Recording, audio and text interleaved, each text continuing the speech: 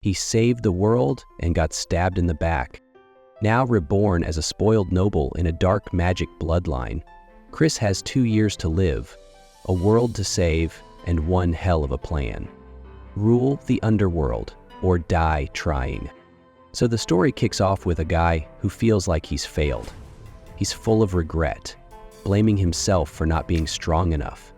He thinks someone else should have taken the lead instead of him. But the people around him remind him that he gave it his all. Turns out, he's the chosen hero. But things didn't go as planned. There was someone in the group who was super talented, the kind of person who's good at everything but never really got the spotlight. He wasn't the main guy, but he still managed to become a legend in his own right. His journey started when he was just 20 after he ran away from his family, chasing dreams of making it big while surviving in the rough parts of town. One day, chaos broke out.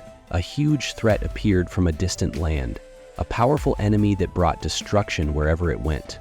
While everyone else was freaking out, our guy saw a chance. There was a team forming to fight alongside a hero, and he decided to go for it, hoping it would bring him fame and fortune. But things didn't go the way he imagined. The good guys lost, and the enemy took over everything. In the middle of that defeat, the hero wished he could go back and change who got chosen to lead the fight. One of his old teammates heard this and thought there was no point wishing. They were out of time, and everything was ending.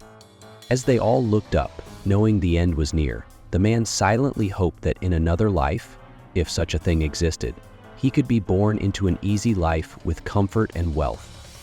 Suddenly, the story jumps. The man wakes up in a new body. He's been reborn as the son of a powerful family in a kingdom that uses dark magic. From what he figures out, he's been sent back in time about 15 years, just before everything went bad in the previous timeline. He realizes he now lives in one of the major clans that control the Empire, and surprisingly, the place is peaceful, with magical creatures casually going about their day. What really shocks him, though, is who he's become. The new body belongs to someone known for being a spoiled troublemaker, someone who always caused drama and didn't have the best reputation. And just like that, his second chance begins. But this time, he's got memories from the future and a whole new identity. So here's what's going on. Chris finds himself stuck in a tough spot. The guy whose body he now lives in, yeah, that guy didn't exactly have a great ending. Word is his own relatives took him out. Not exactly the life of luxury Chris was hoping for when he wished to be reborn rich. Now he's sweating just thinking about it, wondering how he ended up in the shoes of someone marked for death. He tries to calm himself, thinking maybe if he keeps a low profile, he can dodge the fate that's coming. After all, he's now part of a super wealthy and well-known family. He figures he might as well enjoy the good life while it lasts. But reality slaps him in the face real quick. He remembers what's coming. Total chaos. The end of the world. The same disaster that destroyed everything in his past life. And the one behind it all? A ruthless demon king who used the war to feed a twisted plan that led to the apocalypse. The worst part? The magical empire he's now a part of is crawling with powerful folks who follow that demon king without question. If Chris wants to survive this time around, he knows what he has to do. Get strong.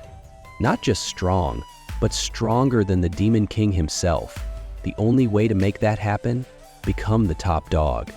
Rule the empire. He's got 5 years before everything goes downhill, and he decides he's going to use that time to rise to the top. Just as he's making this plan, his father, who is strict and scary, calls him out. Chris had apparently done something wild not too long ago, and his dad is furious he dared to show his face. If he messes up again, it's game over. But Chris knows he needs to start changing people's views of him if he wants to pull off his plan. He puts on his most serious attitude, admits all his past mistakes, and says he wants to make things right. His dad doesn't buy it. He's heard it all before. And honestly, Chris doesn't even remember what his past self did since he only woke up in this body 3 days ago. Still, Chris insists he's changed, and he asks to be sent to a place called the Punishment Cave. It's basically a prison for powerful people, designed to break them mentally by cutting off all their senses. A few days there is tough. but Chris wants to stay an entire month. The cave is awful, but it's the perfect place for him to disappear from everyone's eyes and plan his next move without distractions. His dad is doubtful. He doesn't think Chris can even last one day in there, but agrees to give him a final chance. If Chris fails to prove himself, he'll be kicked out of the family. That's a death sentence on its own, since people would be lining up to take him out the moment he loses that protection. Chris knows the risk, but he's willing to take it. He says that if he can prove he's truly changed, he wants something in return. His dad finds that bold, but agrees to hear him out, only if he really shows he's a different person this time. After some time passes, Chris is back in his room when the butler shows up to let him know that the punishment cave is ready. The guy's name is Cox, and he's a half-vampire. As Chris walks out with him, all the staff start whispering behind their backs. They're shocked that Chris volunteered to go into the cave. Everyone's suspicious, thinking it's just another one of his shady tricks. They still remember the mess he caused recently when he embarrassed the family in front of another powerful clan. The head of the family had to step in and fix it himself. Everyone's losing hope that Chris will ever grow up. They even start betting on how long he'll last in the cave. Most think he won't even make it past 2 days. But Chris walks past them, smiling to himself while someone watches from the shadows. Turns out it's his younger brother. At the entrance of the cave, Cox tells him they've arrived. There's a statue guarding the place, but it turns out it's not a statue at all. It's an undead knight standing guard. Pretty on brand for the creepy magic empire, but Chris doesn't mind, as long as it keeps people from disturbing him. Just then, his younger brother shows up. He's smart, disciplined, and apparently a golden child in the family. The guy wastes no time and pulls out a sword, stopping it just inches from Chris's throat. Chris stands his ground without reacting on the outside, but inside, he's freaking out. His brother's warning is clear. Mess up again and he's done for. Chris recognizes him from his past life. He was known for using terrifying magic. Right now, he's just a well-trained kid, but Chris has seen worse in his old life. He doesn't argue, just brushes past him and walks straight into the cave, ignoring the awkwardness he leaves behind. The brother's clearly irritated, yelling at Cox about Chris's attitude. Once inside, things get real. Chris can't see or hear anything, and the only sensation left is a light tingling in his fingers. It's designed to make prisoners feel isolated while still being able to feed themselves or handle tools.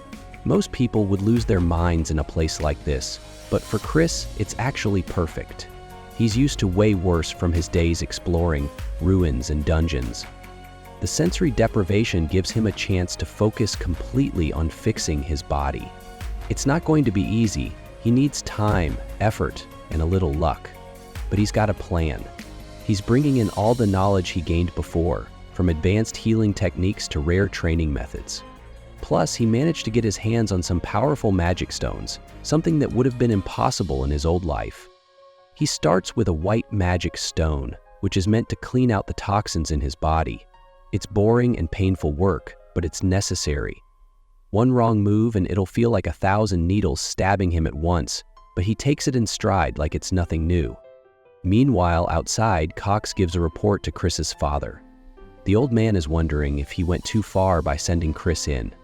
He remembers when Chris was a bright kid with a lot of potential, and it makes him question how things went so wrong. Maybe it was talent that turned into arrogance, or maybe he just snapped. Either way, he feels torn between anger and disappointment. Then Cox admits there's a bit of a problem. Chris took some dangerous magic stones into the cave, including one that causes hallucinations. There's no telling what it'll do to him. Cox thinks they should open the cave and pull him out immediately, but Chris's father refuses. In his mind, if Chris wants to throw his life away, so be it. He's already given him enough chances. A whole month passes. Chris is still inside. As the doors to the punishment cave slowly opened, Chris's father expected to find a broken mess, but instead, he was shocked by the sight before him. Chris stood there, calm and confident, looking nothing like the person he used to be. He greeted his father, proud of how far he'd come, reminding him that he promised to return a better man. His father was so stunned that his eyes welled up. It reminded him of how Chris looked when he was a young boy, full of fire and hope. But he quickly pushed those emotions aside, warning Chris not to get cocky just because he made it through one challenge. He still didn't trust him fully. Chris took that as motivation, saying he'd just work harder to earn that trust. What his father didn't know was that Chris didn't just survive in that cave, he thrived. He'd been so focused on rebuilding himself that he never even had time to feel bored. His main goal was to craft the perfect body for swordsmanship, and thanks to the tools he brought with him, he was able to do just that. The white energy stone helped bring his body to life in ways he didn't think were possible. Every part of him felt renewed. And then there was the hallucination stone. Though risky, it turned out to be a huge help. The strange visions it caused actually pushed his training even further, allowing him to make massive progress in a short amount of time. Chris even went beyond that. He managed to develop not one, but 2 energy centers inside his body. To keep one of them hidden, he used one power to mask the other, knowing that if word got out, the magical world would go wild. But his father still played it cool, not wanting to show that he was impressed. What surprised Chris the most was how one of the stones acted weird during his stay. It felt like someone had tampered with it, trying to mess with his head and make him lose control. But instead of falling apart, he used it to take his abilities to the next level. He embraced the chaos and turned it into strength. Now that he had proven himself, Chris asked for a reward. He wanted access to a top-tier training ground known for shaping the strongest fighters in the dark magic world. His father wasn't too thrilled with the idea. That place was meant only for the elite, and Chris had a long history of screwing things up. But Chris made it clear he didn't want to join them. He just wanted to train where real warriors trained, hoping it would inspire him to go further. After thinking it over, his father finally gave him the green light, but not without a warning. He better not embarrass himself in front of such highly respected fighters. Chris had one more thing he wanted to ask his dad, which caught him off guard. The story jumps to the training ground, where all the other trainees were side-eyeing Chris, clearly judging him. They didn't hold back, whispering and mocking him. But Chris figured that was normal in a place like this. Here, power meant more than a fancy last name. Still, he had a reason for coming. Turns out, his second request was about getting into the family's private library.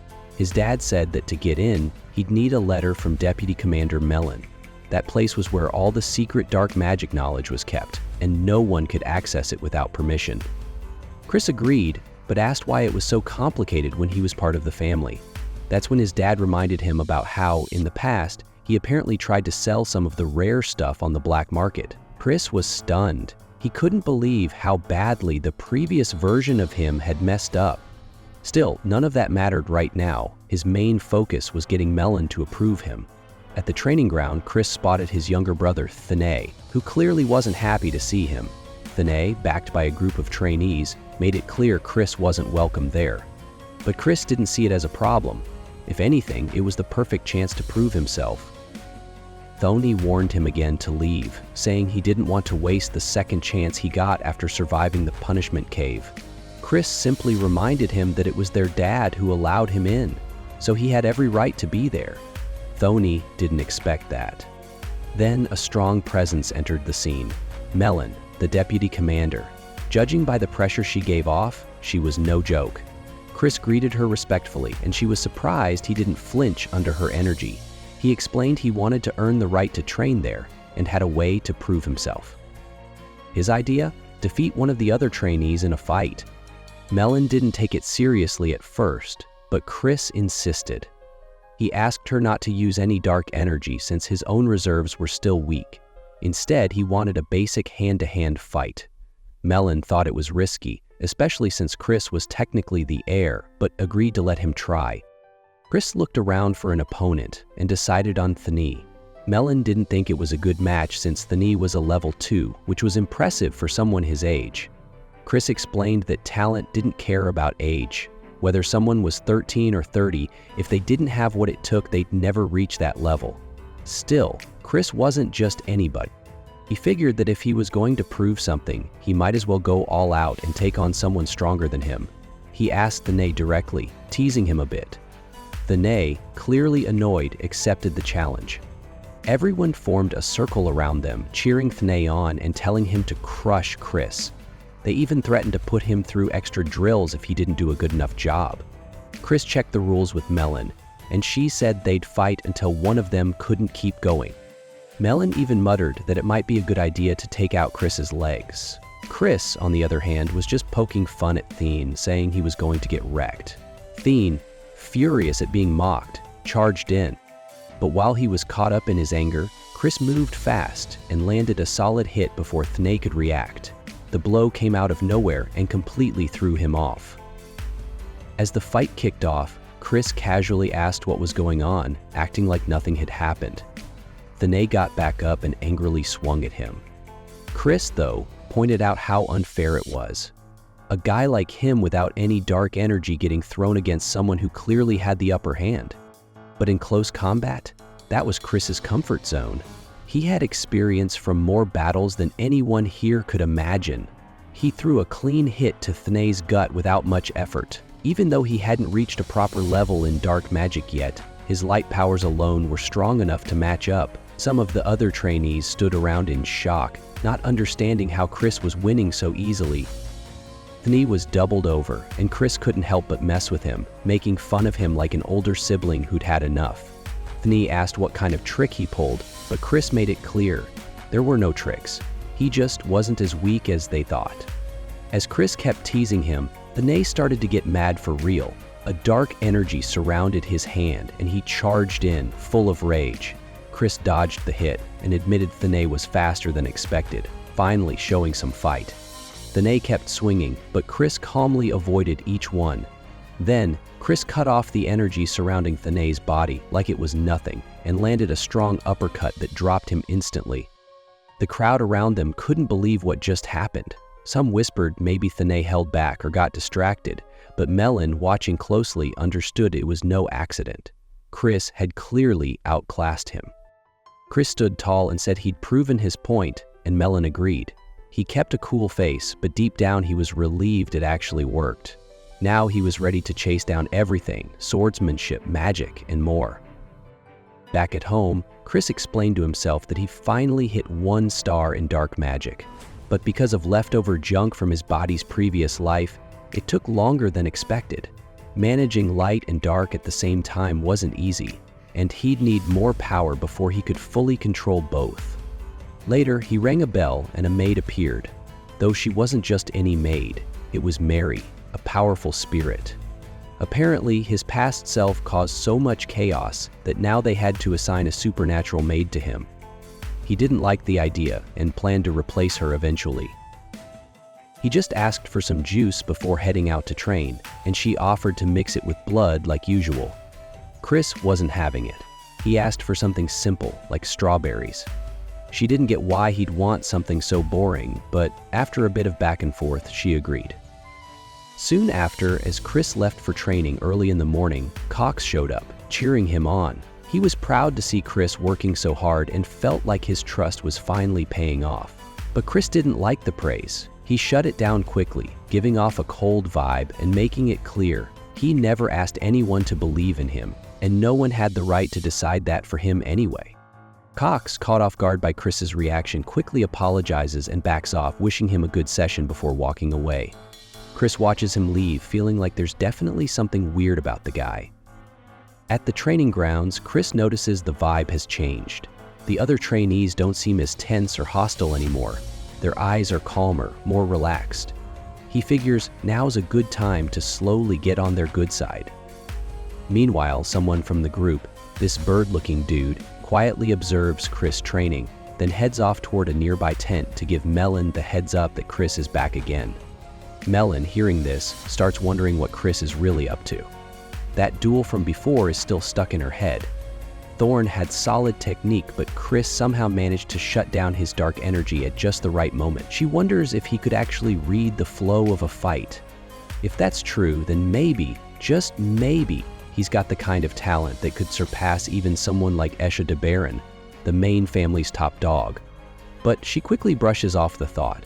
After all, Chris used to be a total mess, and there's no way he can make up for all that wasted potential. Suddenly, a ruckus breaks out outside. Melon heads out to check it and hears from one of the guys that Chris apparently got into it with a squire.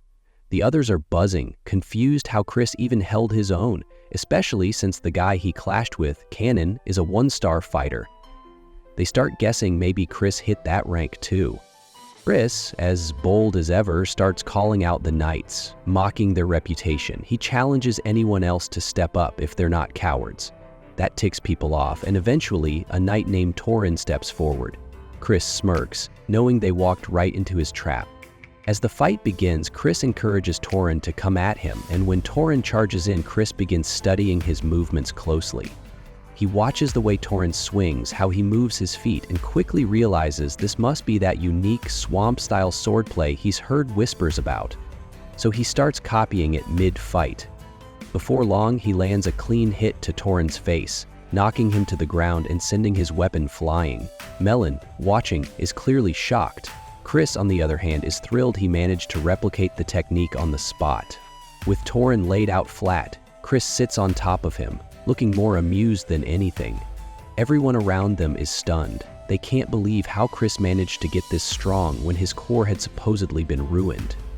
Melon, seeing all this, realizes her instincts might have been right after all. Chris stands up and keeps trash-talking, saying he expected better from the knights. He even blames Melon for their weak performance. The others whisper nervously, unsure if he's gone too far insulting someone like her. Melon stays calm but lets him know he's getting out of line. She picks up a sword and swings hard. Not at him, but close enough to crack the ground right beside him, sending dust flying everywhere. Then she lets out a wave of deep purple energy and warns that it would only take her a second to shut him down completely. Chris challenges Melon, setting some ground rules for their fight. Nothing too crazy, just using basic dark energy and simple wooden weapons. Melon switches to a wooden sword without complaint, confident that she can still beat him even if she only uses a fraction of her power. Chris raises the stakes, saying he's willing to bet his legs on the fight. Melon, not backing down, says he won't be walking out of there anyway. As they start sparring, Melon immediately takes the offensive. Her hits are powerful, forcing Chris to stay sharp just to block and deflect. The trainees watching are surprised he's still standing. They figure Melon's not using her usual weapons, so maybe that's why he's keeping up. Even Melon starts to feel frustrated. No matter how hard she swings, her strikes just aren't landing like she expected. She remembers the same thing happened when Chris fought the others. He always seems to slip past when it counts. Meanwhile, Chris keeps cool under pressure, dodging and defending as she gets more aggressive. Then Melon starts charging her sword with energy, preparing a heavy swing that might push past the rules they agreed on. She brings it down hard, but Chris sidesteps quickly and rushes in. Out of nowhere, he headbutts her right in the face, catching her completely off guard. She stumbles back, shocked to see blood on her hand. Chris explains to himself that since Melon uses spells along with her sword, once her magic is held back, her physical defense isn't strong enough to deal with fast, dirty moves like that. It was a risky gamble, but it worked. He also adds that if he'd used poison on his nails during that move, she wouldn't be standing right now. Just a little warning to show he had the upper hand. Melon, now laughing, admits she underestimated him and says she'll be more serious next time. But Chris points to a scratch on her neck, making it clear that the fight is already over. She accepts her defeat and asks what he wants in return. Chris then pushes things further, stepping close and asking if she'd kneel to him one day. That request takes her by surprise. She explains that her loyalty lies with the main family of the clan, and kneeling to him isn't something she can just do. But Chris has something bold in mind. He says all of that would change if he became one of the clan's next leaders. She says it's nonsense, pointing out that only the direct bloodline has ever been given that title. Chris responds that there's no rule saying someone from a branch family can't aim for it. He then agrees to her request for a rematch, saying they'll fight again in a month, but next time, no limits. Melon accepts, saying he won't beat her again, but Chris just leaves it hanging, hinting that anything's possible. With the fight over, Chris heads back and hands a letter of recommendation to his father, saying the knights need better training. Then, we see a short flashback of Melon speaking to his father. She praises Chris, calling him a genius, someone who beats skilled fighters, even her. Despite being lower ranked, Chris's father seems unsure, still having a hard time fully trusting him, but it's becoming clear that his son is starting to prove himself in real ways. Chris gets what he came for, a key to the library, something he's been aiming at for a while. As he walks away, he feels like he's making real progress. Not only did he get the key, but he also started changing Melon's opinion of him. She's no ordinary soldier either. Back during the darkest times in history, she was a top-tier fighter with 6 stars under her belt. If Chris plans to rise to the top of the Dark Magic clan, having someone like her on his side is a must.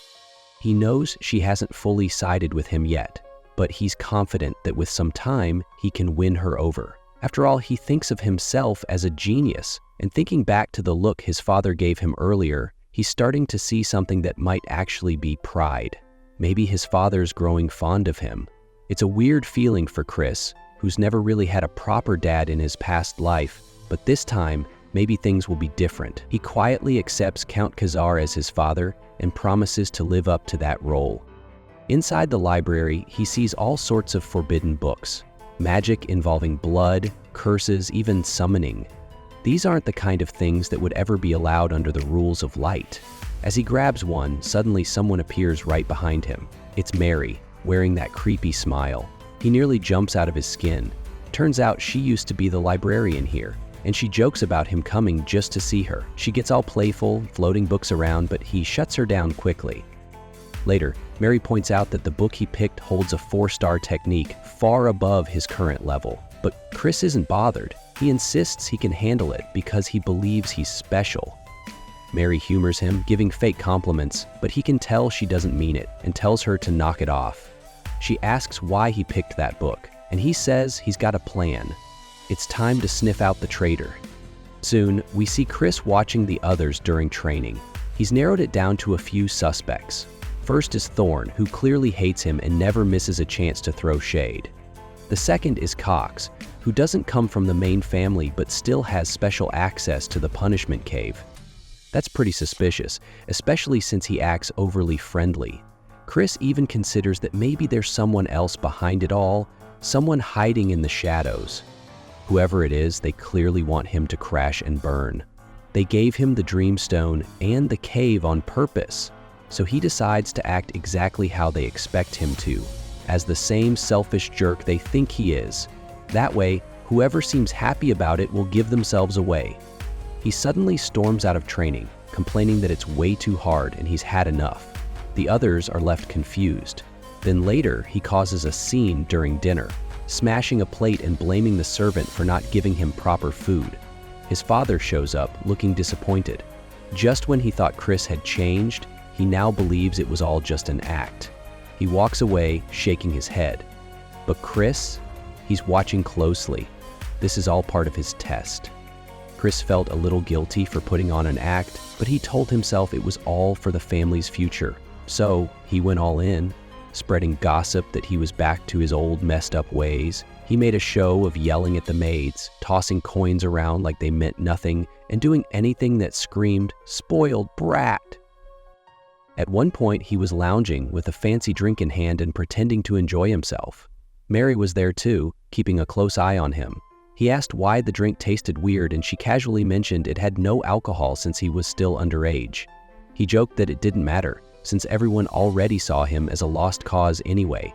Mary said she didn't care. Whether he was good or bad, she'd stick with him. But Chris reminded her that it was all a trap. He was just putting on a show to catch someone hiding in plain sight. Right in front of her, a strange spell lit up in the air. Mary was shocked that he'd already gotten the hang of such a tough magic, but Chris brushed it off, saying he just tweaked it a bit so he could use it even without a high-level dark core. He let her believe he was just being his usual, clever self. Suddenly, Thorn barged in, clearly upset.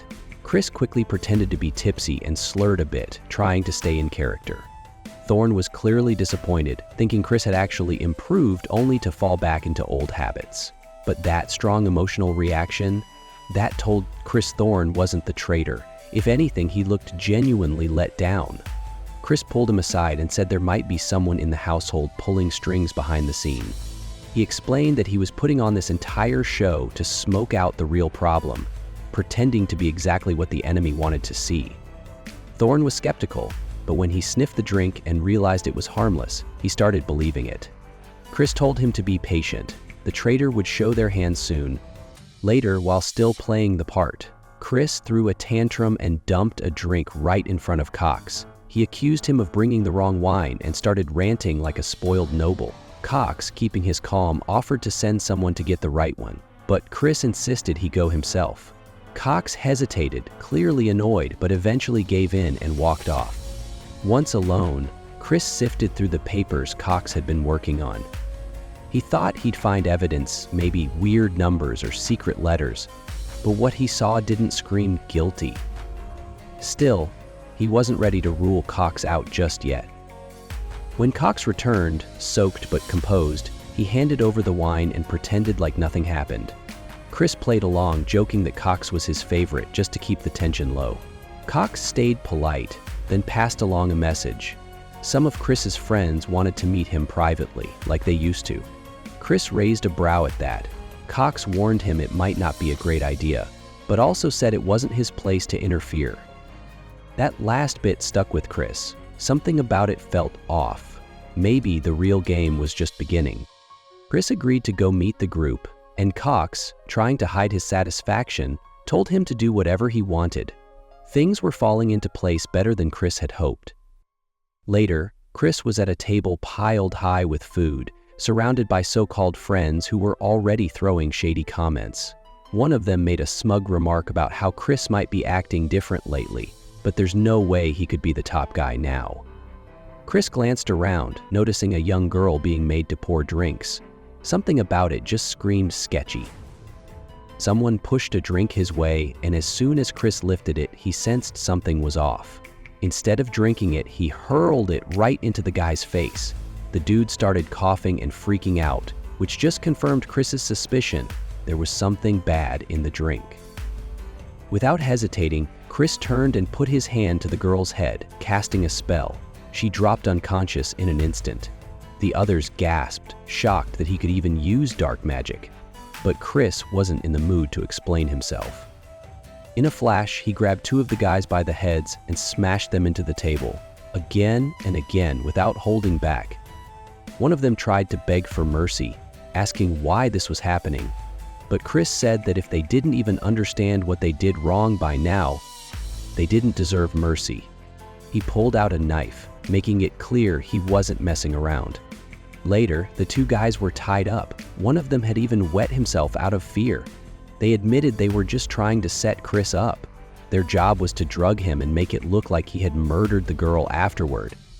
They claimed they were forced to do it because someone was blackmailing them over their shady dealings. Chris demanded to know who was really behind it all. When they hesitated, he moved the knife a little too close for comfort. That was enough. They shouted out the name, Cox. They swore they'd do anything to be spared. Chris acted like he was considering it. Then, he hit them with another spell, one that glowed and flew right into their foreheads. He told them to follow his instructions to the letter.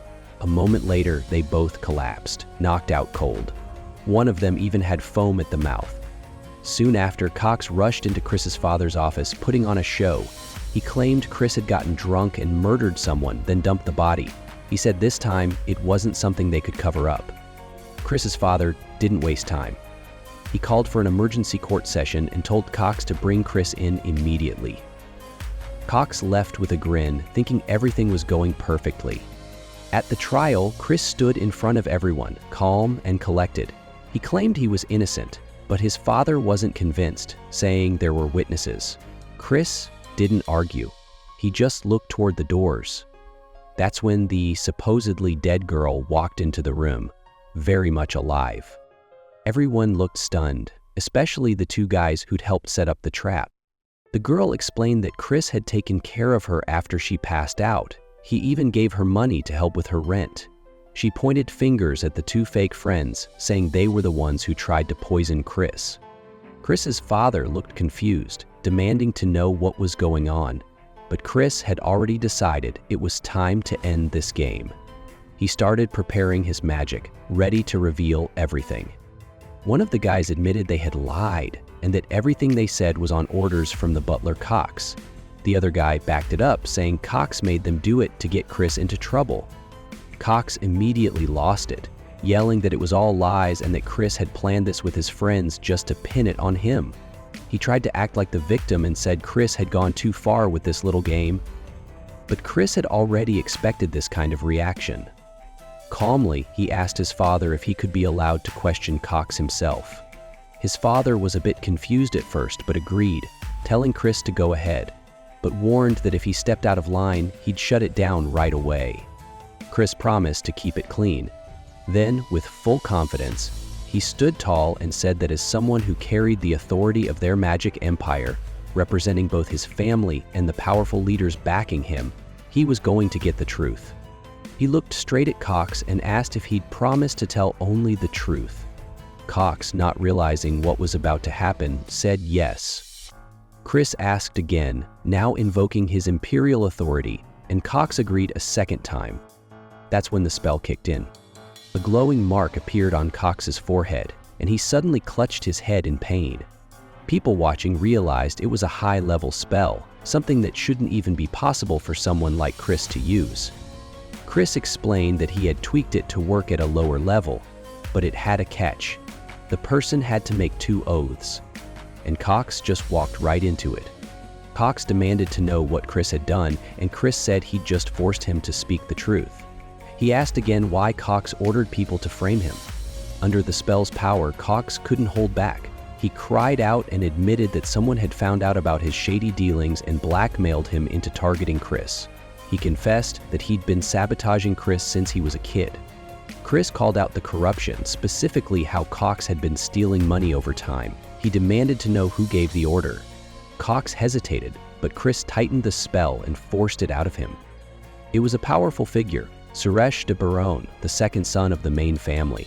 Cox panicked, realizing what he'd just said, and shouted that he had to escape before Suresh came for him. But Chris didn't give him that chance. He grabbed a sword from a nearby guard and without waiting, ended Cox's life right there. Everyone was stunned, especially his father. Chris explained that he had no other option. If Cox stayed alive, the main family would have buried the truth and made Cox disappear like nothing happened. This way, the truth was out, and now people would know that Suresh was behind it all. His father looked serious, then silently opened a hidden portal behind him. He told Chris to follow and walked into a secret space away from the court. It was a hidden training ground, away from prying eyes.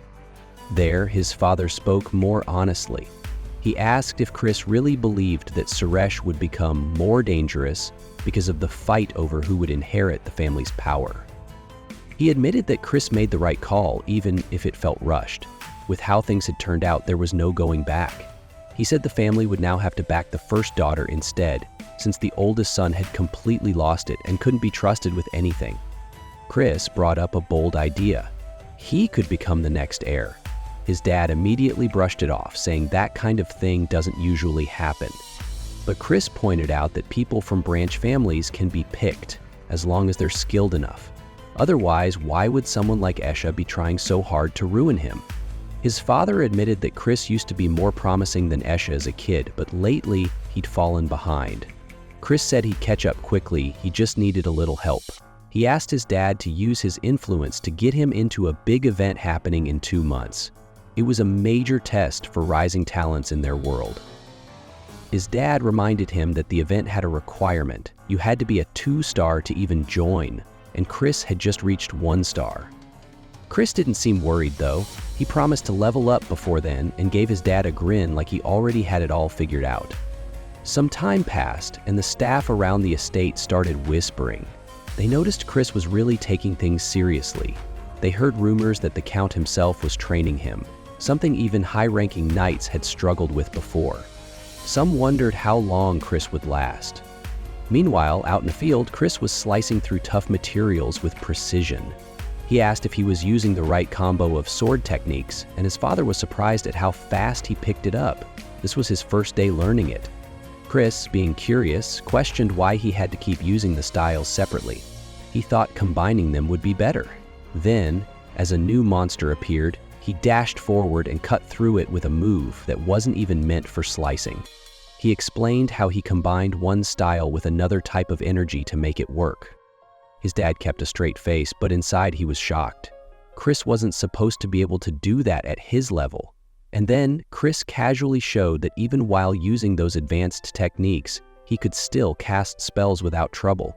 This time, his dad couldn't hold in his reaction. He was completely stunned. Fast forward a couple weeks. Chris was lying on the ground, worn out from training. He knew that stamina was a big part of getting stronger, so he couldn't slack off, even if it was exhausting. Then one of his rivals, Melon, showed up. She teased him a bit, reminding him their duel was coming soon and saying she was excited for it. Chris knew she was way ahead of him. She was an upper 4-star and he was still at the bottom of 1-star. On top of that, each level had different tiers, lower, middle, and upper. He was barely getting started. Still, being from a wealthy family gave him access to resources that helped him train faster.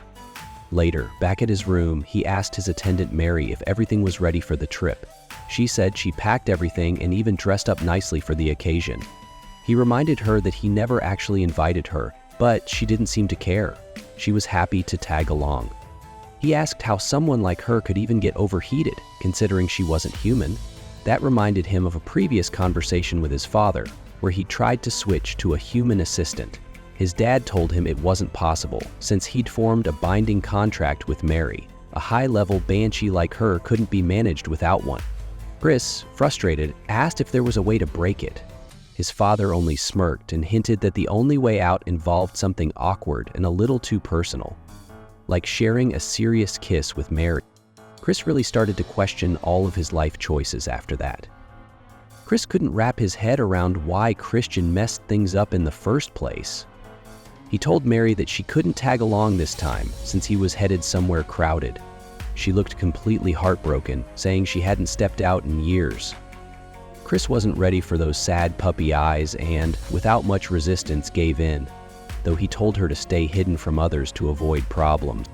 She instantly perked up like a kid being told they're getting ice cream. When she asked where they were going, he mentioned it was a place where he could gain something useful. She guessed he was going to grab more land or chase cash, but he said no to both.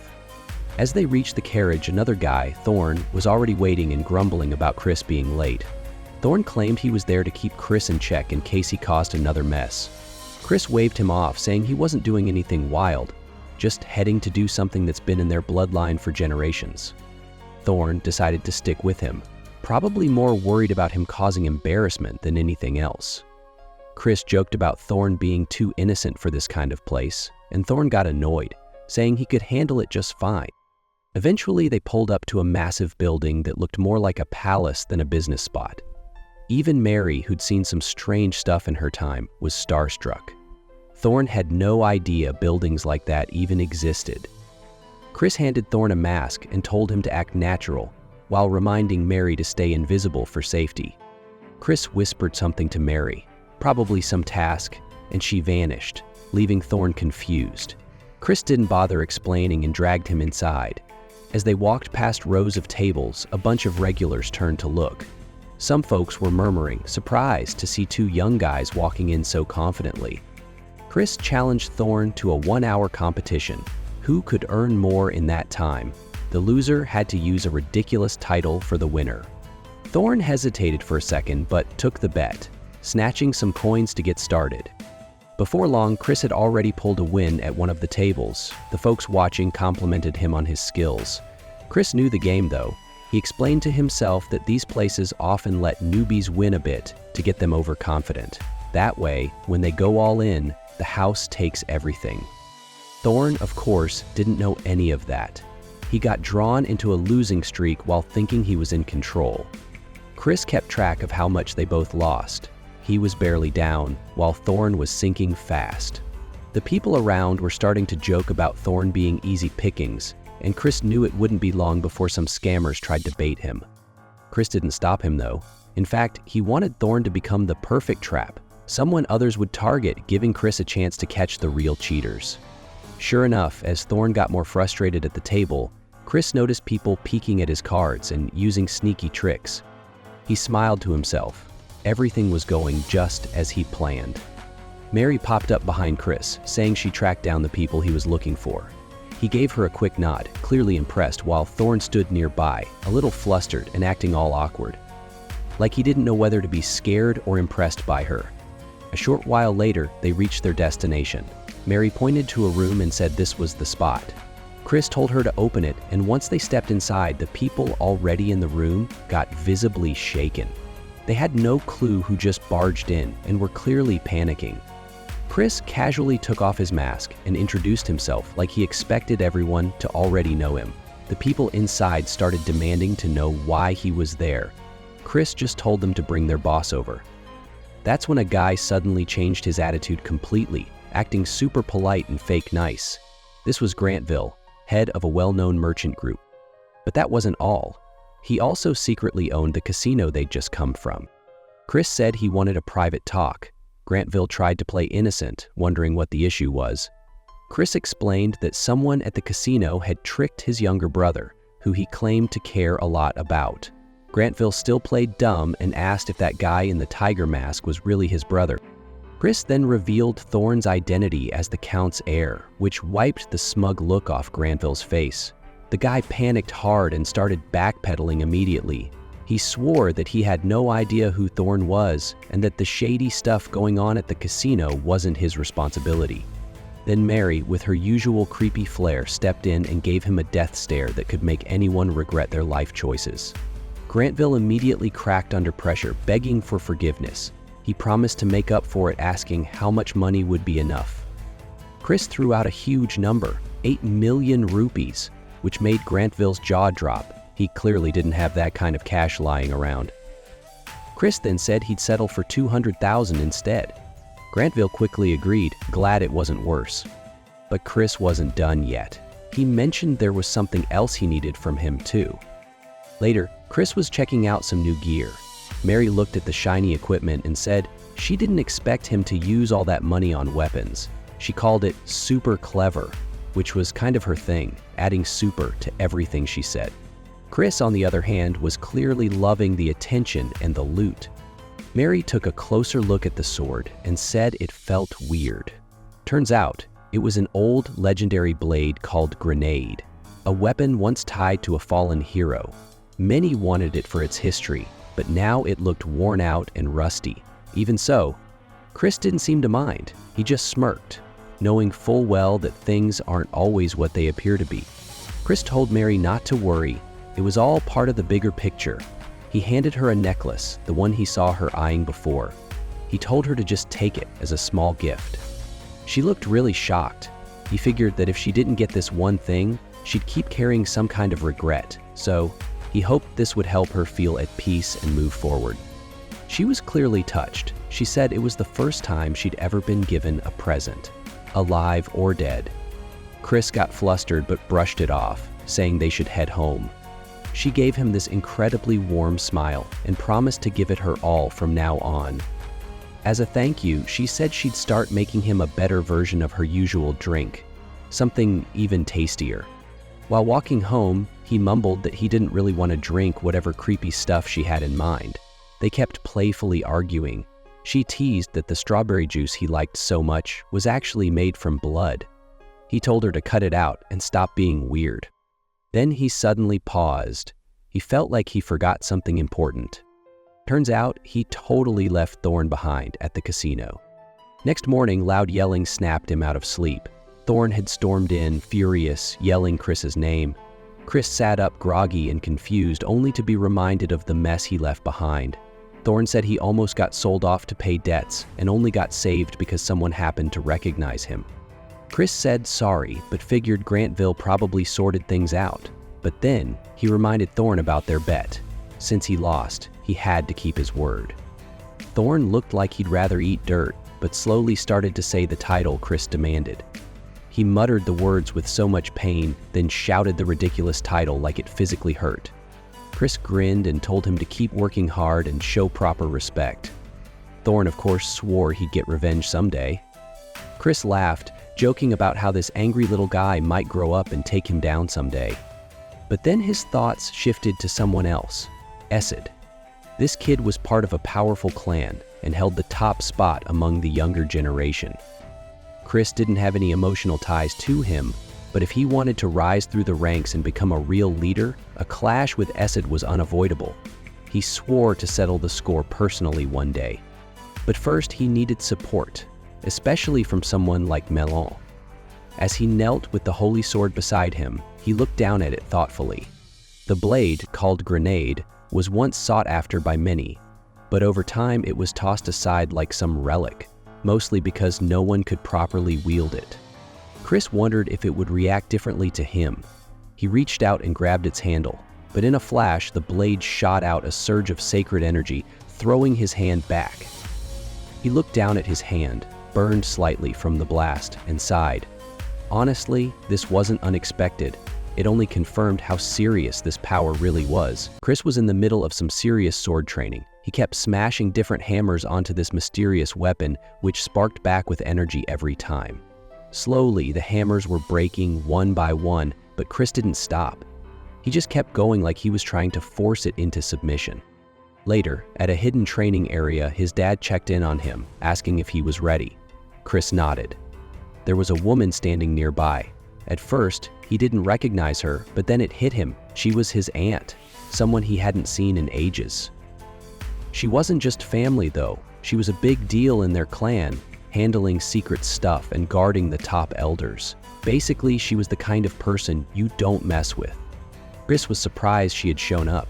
His dad said it was about some guy named Cox and that she found the whole situation a bit amusing. Chris figured it might be because the clan elders were stepping in over something silly, which could be both good and bad news. Maybe it was a chance to get on their good side. His aunt wasn't convinced, though. She thought he was being reckless, especially since he was planning to fight someone way out of his league. She even told him to back out of the match. But Chris wasn't the type to back down. He had something up his sleeve, a special sword. When he showed it to her, she freaked out a bit. That sword wasn't normal. It was sacred and known to be untamable. Even the top elder had failed to control it. She warned him that trying to use it could literally destroy him. But Chris just calmly handed it over. The moment she touched it, the sword zapped her and she quickly dropped it. Shocked, she asked how he was managing to hold it without being harmed. Chris just grinned and told her it was his secret. One thing was clear. He was the only one able to use that sword. His dad was clearly impressed, while somewhere nearby, the opponent he was going to fight, someone powerful watched with amusement. She didn't care about the sword and was confident that Chris wouldn't survive the day anyway. Then the match began. Chris's opponent came flying in, attacking with crazy speed and strength. He blocked it, but even he admitted she was on a whole different level. Still, something strange happened. Each time their weapons clashed, the sacred sword he held started to push back against her dark energy. His dad and aunt were shocked. Not only was Chris holding his ground, but it looked like the sword was fighting alongside him. They noticed his hand was glowing with a strange light, a mix of the sword's power and his own energy. It wasn't just brute force. Chris was doing something no one else had ever managed, and that might just be his key to winning. Chris launched a strong counterattack, and his opponent had to block it quickly. His father noticed how powerful the strike was, but also saw that Chris's dark energy was acting a bit unstable. His aunt, however, figured out what was really going on. Chris wasn't losing control. He was actually guiding his dark energy just right for a moment so that the sacred weapon wouldn't push back against him. His opponent stepped back, keeping some distance. Chris was clearly enjoying the fight and staying sharp. She started to suspect that he might be reading her actions before she even moved. Turns out, he had been paying close attention to how she fought. He could tell what move was coming just by watching the way her body prepared to strike. Even the best fighters follow certain patterns, and he was picking up on them. But she wasn't done yet. She released a strange energy from her hand, one that wrapped around Chris like a trap. She reminded him of a key detail. Her group doesn't just fight with swords, they also use magic. Chris was almost caught off guard, but a blast of energy from his side blew the spell away. He had been carrying a hidden item that protected him from stuff like that, one he definitely wasn't supposed to have. He casually admitted that he borrowed it from a hidden stash. Chris then pulled out something else and tossed it at his opponent. It exploded on impact. She dodged, but he threw another, this time more accurate. It also burst apart with power. Turns out he had bought those tricky tools using some stolen money. They worked better than expected. He knew she was still standing and dared her to come out. She dashed toward him, aiming for a powerful stab. Chris reacted instantly, redirecting her weapon with precision. Their blades met and the force of the impact shattered hers. Watching from the side, his dad finally understood why Chris had thrown that strange object earlier. It had weakened her gear. He couldn't help but smile, proud of his son's clever thinking. His opponent stepped forward, laughing like she was enjoying every second of this. Even though she lost her weapon, she wasn't mad. If anything, she seemed excited. Chris stayed calm, moved with minimal effort, and dodged her next strike with almost no movement. He quickly stepped behind her and placed his blade near her neck, ending the duel in one smooth motion. His dad was beaming with pride again. Chris asked if the fight was good enough. Just a little scratch on her face, proving how close the blade had gotten. She laughed, saying she couldn't calm down now, and Chris reminded her about the offer he made before the fight. He said he wouldn't force her into anything, as loyalty can't be demanded. She asked if he'd still be willing to fight her again in the future, and Chris said he'd do it as many times as she wanted. Later, his aunt was watching the sunset, reflecting on how rare it was to see someone like Chris control such powerful energy with ease. Somewhere else, a man tried to pick up the sacred weapon and dropped it right away, saying it was nearly impossible to handle. He explained that controlling dark energy perfectly during battle wasn't realistic. It would take someone either not human or completely insane to keep that kind of control. His aunt thought of Chris's confident grin and started to smile a little. Maybe, just maybe, the old dreams of their family had a chance now. Afterward, in a totally different mood, we find ourselves in a kitchen. A guy who looked like he belonged in a horror movie was calmly making desserts, slicing fruit and decorating cakes like a pro. Chris was surprised this scary-looking guy was behind the sweets. Another girl nearby confirmed that, appearances aside, his baking was top tier. Chris was there to make cookies, planning to give them to someone. The girl teased him about whether they were for a special someone. Chris tried to deny it but admitted they were technically for a girl. One of the kitchen helpers offered to do it for him, but Chris said he wanted to do it himself. It felt more meaningful that way. Before he could finish explaining, something red splattered on his cheek. In the background, a group of rowdy kitchen workers were going wild, smashing strawberries, turning the place into a battlefield of jam. Chris joked around in the kitchen, wondering if they were mixing something sketchy into the strawberry drink, making everyone laugh. Later that night, he spotted Marion about to leave on horseback. He stopped her, wanting to say goodbye properly since he heard she was heading out. Even though she figured he'd be worn out after the intense fight the day before, he seemed totally fine and even had a surprise ready for her. She was caught off guard when he handed her a box full of cookies, and her face turned red from the gesture. He said it was just his way of showing how glad he was to see her again. It flashed back to when Chris had been asking around about what kind of treats Marion liked. One of his friends had teased him for trying to impress her that hard. Back in the present, Marion took a bite of the cookies and was stunned by how good they tasted. She was impressed and asked if he made them himself. Chris told her he did, which made her feel like she needed to return the favor somehow. She asked if there was anything he wanted in exchange. Chris gave a serious answer. He said he wanted a real connection with her, not just a distant family tie. Marion quickly picked up on the deeper meaning, assuming he was asking for her support in the ongoing power struggle within their clan. She explained that she couldn't help directly since she had to remain neutral by family rules. Chris claimed it was just an honest wish to grow closer, though he joked that if she did help in secret, he wouldn't complain. She chuckled, saying that he was bold but not in a bad way, and with cookies that good, of course she'd grow fond of him. She asked for more next time, and one of their elders nearby was getting emotional just watching the warm moment. Chris joked that if she upset him, he might not be able to recreate that flavor again. Marion looked happy and, as a change of subject, asked him if he'd ever considered joining her order of elite knights. He was about to explain his thoughts when she cut him off, saying his performance in the duel had proved his skill. She warned him, though, his rivals in the leadership challenge wouldn't be easy to beat, and she didn't want him to fall short before reaching his full potential. Chris wasn't shaken. He said that if he failed to rise to the top this way, then he didn't mind risking everything. Marianne respected his conviction and admitted she believed in him, but she gave one last warning. He should be cautious around the first young lady. Others might see her as sweet, but she had her own layers, and he'd soon learn why. Marion rode off, and later that night Chris lay in bed thinking about how powerful his relatives were, even though they didn't get much recognition during the last big war.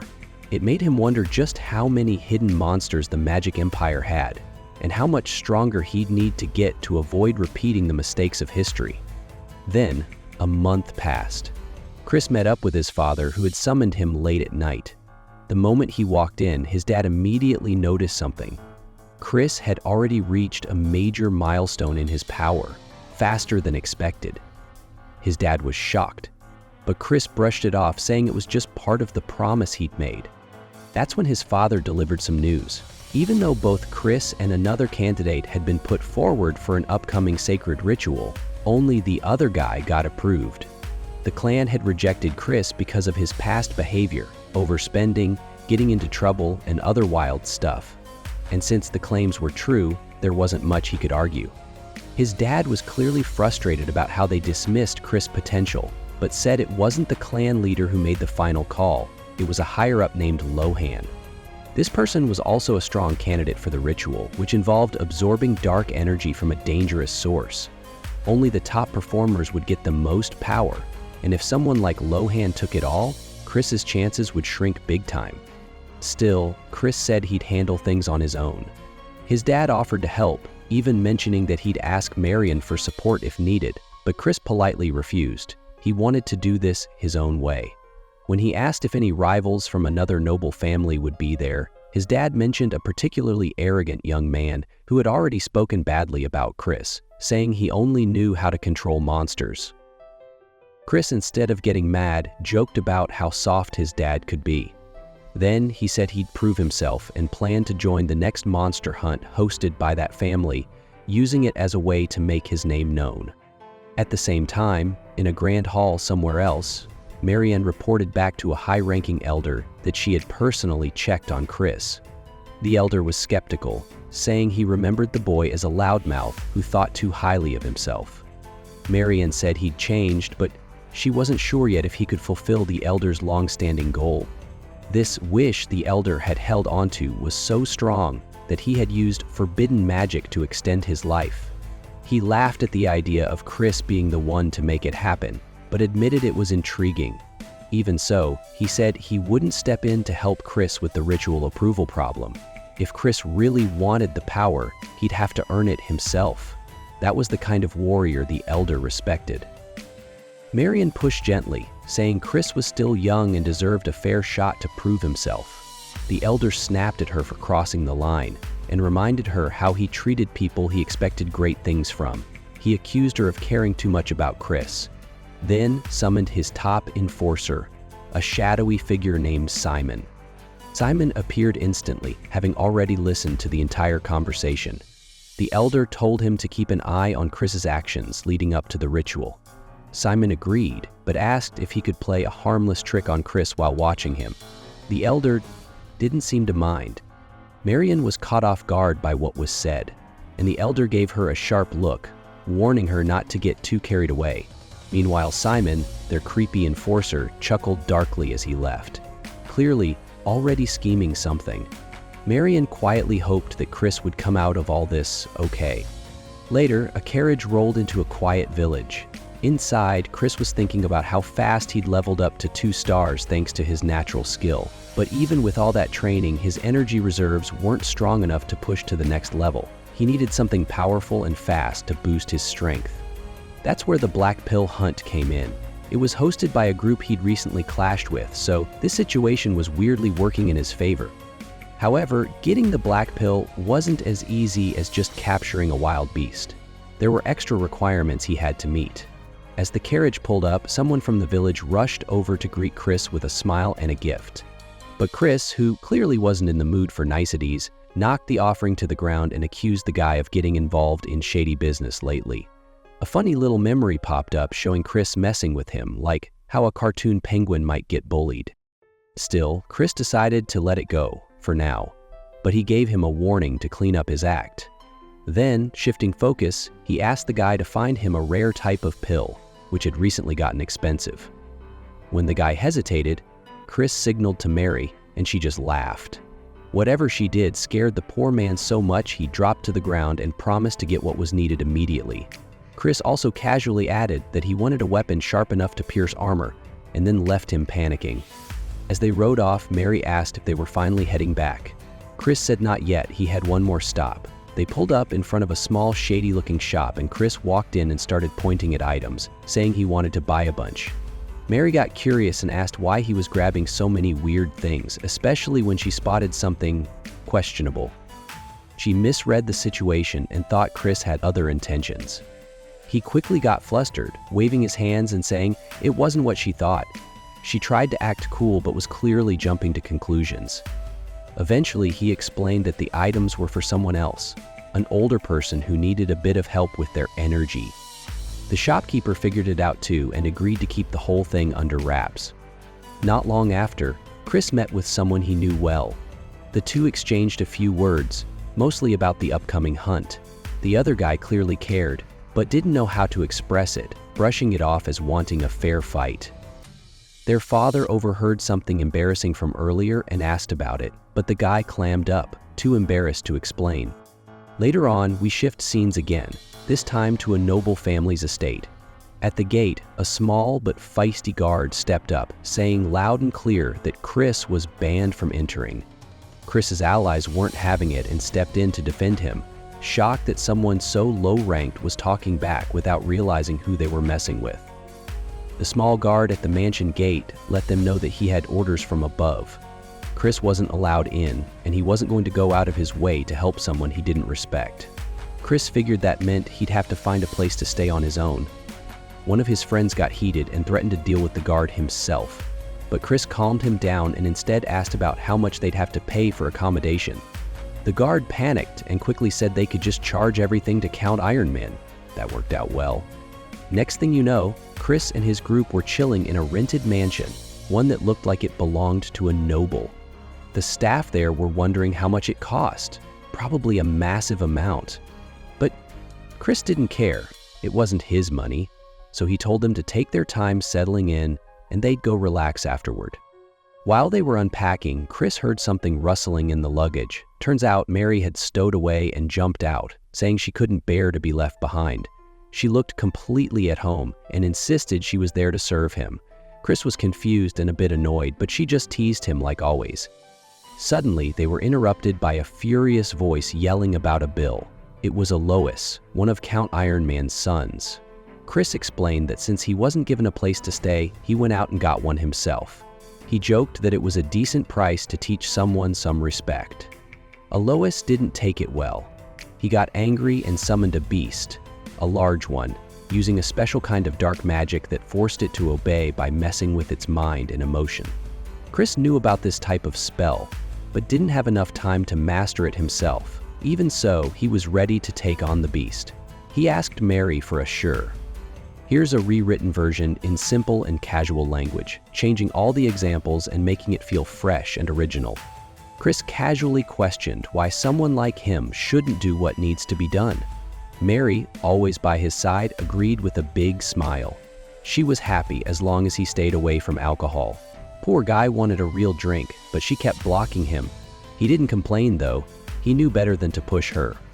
Meanwhile, the small guard from earlier wondered why Alois even wanted them to keep an eye on someone like Chris. Chris noticed them lurking and invited them over, joking that Alois wouldn't be waking up anytime soon after the beating he got. He even offered to keep it quiet if they joined him, but they just told him to stay out of it and went on watching. As night crept in, the two watchers finally gave up, saying it was pointless to keep staring at someone like Chris. As soon as they were out of sight, Chris opened his eyes and sat up, having faked being asleep the whole time. He peeked outside and figured it was late enough to head out. He told Mary he had to go do something and asked her not to follow. But of course, she got suspicious right away. She brought up the item in his pouch and teased him, pretending to think he was going on some kind of romantic mission. He groaned and told her it wasn't like that at all. It was strictly business. That night, he arrived at a hidden spot deep in the mountains, a place with thick, heavy energy. It was one of the secret locations controlled by Count Iron Man, known for its abundance of demon beast energy. Chris was getting close to his target and soon found the hunting grounds. He noticed only a couple of guards at the entrance, not much security, which worked in his favor. Good thing he'd learned a stealth spell from Mary. She suddenly popped up, asking what he was planning with invisibility, and he just shook his head, used to her antics. Moving unseen, he easily slipped past the guards and went further into the area. Eventually, he reached an ancient altar, the place where the final part of the hunt was supposed to happen. The atmosphere was intense, just as he'd heard. A girl with fox-like features appeared and started talking about how to create a black pill. Basically, you had to terrify a beast so much that it chose death over survival. That sheer panic would transform a useless ash pill into a powerful black pill. Turns out the whole event was built around this creepy idea, inflicting fear to unlock power. That's why Count Iron Man's family was in charge of it all. Chris listened quietly, realizing his original plan to learn their technique and use it himself wasn't going to work in time. So, he decided on a different route. He suddenly sensed a strange wave of magic and felt something wasn't right. He turned to trace the source and followed the energy deeper into the forest. Eventually, he came to a hidden cave and pulled up his hood before stepping in. As soon as he entered, a dark, menacing aura surrounded him. He recognized it instantly, a barrier made from high-level dark magic. He suspected it was a breach between the human world and the demon realm. He started to think, what if he lured the beast here instead? He had exactly what he needed to do it, and the idea brought a smile to his face. As he walked off, a bat hanging from the ceiling silently observed him. That bat then transformed. It was Simon all along. He was intrigued by Chris, who had not only beaten Olois but also fooled everyone into thinking he was harmless. Sneaking into such a forbidden area showed guts, and Simon was already plotting something even nastier. Simon strolled up to the edge of the demon world, dipped his hand inside, and let it bleed. His blood spilled onto the ground, and something in the darkness responded, asking what he wished for. Simon was about to bring a demon into the mix. By the next day, the hunt was ready to begin. A flag was stabbed into the ground, marking the start, and there stood Olois with his crew, trying to look all serious and important. Chris was also there, smirking, thinking to himself how bold it was for someone who got smacked down recently to be acting so cool. Chris casually questioned why someone like him shouldn't do what needs to be done. A group was prepping for a monster hunt near an ancient altar. One guy in the group, always loud and overconfident, was talking big, but the others weren't impressed, especially one guy who carried a weapon he didn't even know how to use. Another guy, more chill but sarcastic, pointed out how useless that was and suggested he should step aside if he couldn't handle it. Soon, the leader redirected the group to get in position. Some were told to lower a heavy gate near the altar, while others were assigned guard duty. The laid-back guy was one of them. He didn't argue and went to sit by a tree, already knowing things were going to go sideways. He had brought a couple of secret items with him, something sharp and something powdery, just in case.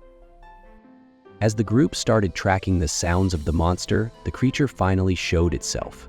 It wasn't the typical scary beast. This one looked weirdly cute, like it belonged in a plushie shop, not a battlefield. But it was ranked high and definitely not to be underestimated. The leader began chanting some magic stuff to try and control the beast. The others tried slowing it down with spells, but the monster suddenly flipped out. Its eyes changed, it shrieked, and then it lunged, knocking the leader flat with one hit. Everyone around panicked as the thing showed signs of being poisonous. They tried to protect the leader, but the beast was moving too fast. Turns out, the chill guy had secretly given the beast something to mess with its mind, making it way more aggressive. He had warned the others earlier, but they didn't take him seriously. Now things were bad. As the monster aimed another attack, the chill guy jumped in, blocking it with a different weapon he'd kept hidden. He was annoyed that he had to step in when he was supposed to be taking it easy. Still, he held his ground and started using a unique spell of his own, wrapping energy around the beast and slowly locking it down. Meanwhile, the others were coughing from the lingering poison in the air, struggling to stay on their feet. The situation was rough, but thanks to the guy who'd been underestimated the whole time, things started to turn around. Chris showed skills that shocked everyone, especially Alois. Turns out, he knew how to use the same kind of magic Alois thought only his family could handle. Without much effort, Chris took control of the chains made from the magic and climbed onto the back of the monster like he'd done this kind of thing before. The beast started panicking, thrashing around, but Chris held tight. He steered it straight toward a steep drop. Alois tried to shout a warning, worried he didn't see it, but Chris had already scouted the area ahead of time and knew what he was doing. Right at the edge, Chris pulled out a special weapon he'd hidden and took the beast down in one clean strike. Its color shifted right before it dropped, almost like it had felt real fear for the first time. After the fight, the rest of the group rushed over, worried about the cave and the danger still around. But Chris just brushed it off, making jokes and giving the others a hard time for panicking. Tension started rising again as Alois got annoyed, especially since Chris had clearly tampered with some of the supplies earlier. Still, Alois calmed down and admitted that Chris had saved them. It was rare for him to show that kind of gratitude, and Chris was caught off guard. He even felt a little guilty, though not enough to stop teasing. Before they could head out, the entire place began rumbling. The air turned heavy and the ground shook. A deep pressure pushed down on them all, and everyone started to stumble. Suddenly, massive glowing eyes appeared from the darkness. A terrifying presence filled the cave. It was something far worse than the beast they just defeated. Chris recognized it instantly as a being tied to an old legend. Alois, clearly frightened, tried to get Chris to leave since he wasn't even supposed to be involved. But Chris wasn't backing down. He noticed someone hiding above them, Simon, who had been secretly watching the whole time through a magical creature. Chris quickly threw his weapon at it, cutting the connection before Simon could react. Simon, surprised, realized he'd lost his chance to teleport in and help immediately. With his trick gone, it would take him precious minutes to arrive using his fastest method. Simon wasn't evil, just messing around too long. Now, with the danger right in front of them, he hurried to fix things. Meanwhile, the demon took an interest in Chris, amused by how bold he was. It mocked him, clearly seeing him as no real threat. Chris didn't care about the demon's words, he just hated being spied on. But deep down, even he was starting to feel the pressure of what was coming. Chris looked up at the towering threat in front of him. Compared to the monsters he'd fought in ancient battles, this one wasn't the strongest, but it was definitely out of his league right now. Still, he had a few tricks up his sleeve. With a calm breath, he raised a hand to the sky and released a soft wave of magic, putting almost everyone around him into a deep sleep, including Alois' squad, who were just about to rush in blindly. Alois tried to resist, but Chris dealt with him quickly, knocking the fight right out of him and putting him down gently. He didn't want any distractions, especially when he knew what kind of enemy stood before them. The demon, amused, made an offer: surrender the others and walk away free. But Chris had no interest in deals. He never played nice with monsters like this. He pulled out the sacred blade he carried, even if it hadn't worked for him before. The demon mocked him, saying the sword was useless in his hands. Then it attacked. A burst of raw energy slammed into Chris, sending him crashing into the stone wall. The impact knocked him out cold. The demon lifted him with ease, offering a final chance to hand over the others, in exchange for his life. But Chris woke up, refusing to give in. He broke free with a move that caught the demon off guard, flipping back to the ground. As he stood, a strange energy began to gather. The broken blade in his hand started to glow, slowly fixing itself. something deep within him had changed. The demon, now clearly unsettled, questioned how someone like him could harness the power of light. Chris didn't say much, just braced himself and let the energy build. The ground beneath him cracked slightly as a surge of power burst outward. With one final move, he sent a massive wave of glowing energy at the demon. The monster couldn't block it. It screamed as the wave hit, and its body dropped, unmoving. Chris stood, barely able to hold himself together. His strength had run dry, his vision blurred, and the world around him started to spin. He collapsed, his body giving out. In the silence that followed, a voice from the past echoed in his head. Someone praising his skill, saying he had the potential to shine brighter than those who came before him. Even if he wasn't accepted, his path was meant to change the world. As he lay there on the edge of consciousness, a mysterious figure stepped out of the shadows. A woman touched the ground beside him, intrigued by what she saw. She introduced herself as a powerful name from a distant realm, someone who had just taken interest in him. Soon after, help arrived. People with healing supplies rushed in, trying to save him. Just before everything faded to black, Chris heard her say that she'd be watching his next move closely. And then, the scene quietly shifted to a grand estate, far from the chaos, where more plans were already being set in motion. Chris slowly woke up, feeling groggy. His head was pounding, and he couldn't believe he'd just been lying there for 2 full days. It felt like a complete waste, even if his body didn't seem to be injured. As he looked around, he spotted a familiar object nearby, one of the pills he'd been carrying. At least something went right. He thought back to that strange woman who showed up before he passed out. He really didn't like the attention she gave him. Sometimes people who stand out early attract the interest of demons, and those demons might try to give them power. But that kind of gift wasn't something he ever wanted. He wasn't a villain. And in any case, she didn't seem like one of the top-ranking monsters either. Just then, a huge man walked into the room, broad shoulders, a lion-like presence. This was the head of the household where Chris had ended up, Count of the Tyreman family. The man asked how Chris was holding up. Chris greeted him respectfully and tried to get up, but the Count insisted he stay in bed. Chris felt confused. The last time they spoke, this guy hadn't exactly treated him kindly. The Count began to explain. Yesterday, they sent a team to investigate the cave. Apparently, someone had messed with a powerful magic seal that was supposed to keep the entrance to a dangerous realm shut. Whatever happened, it briefly allowed something to slip through. Even if the breach only lasted a moment, it could have ended in disaster. The Count believed they were lucky it ended so quickly. Chris thought about it. The idea of a reverse summon didn't really make sense, but if that's what they believed, it meant no one would question what really happened. That worked out in his favor. Then, the Count surprised him. He apologized. He admitted that he'd judged Chris based on rumors and assumptions, calling him worthless without knowing the truth. Now, after what Chris had done, he was genuinely thankful. Chris accepted the apology calmly. He said he only did what he thought was right, especially as someone connected by blood. While it stung to stretch the truth, he played along, keeping things vague. To his surprise, that seemed to really move the Count, who said that if Chris ever needed anything, he'd do what he could, as long as it wasn't unreasonable. Chris thought for a moment and made a request. He asked the Count to stop the long-standing tension between his family and another, House Khazar.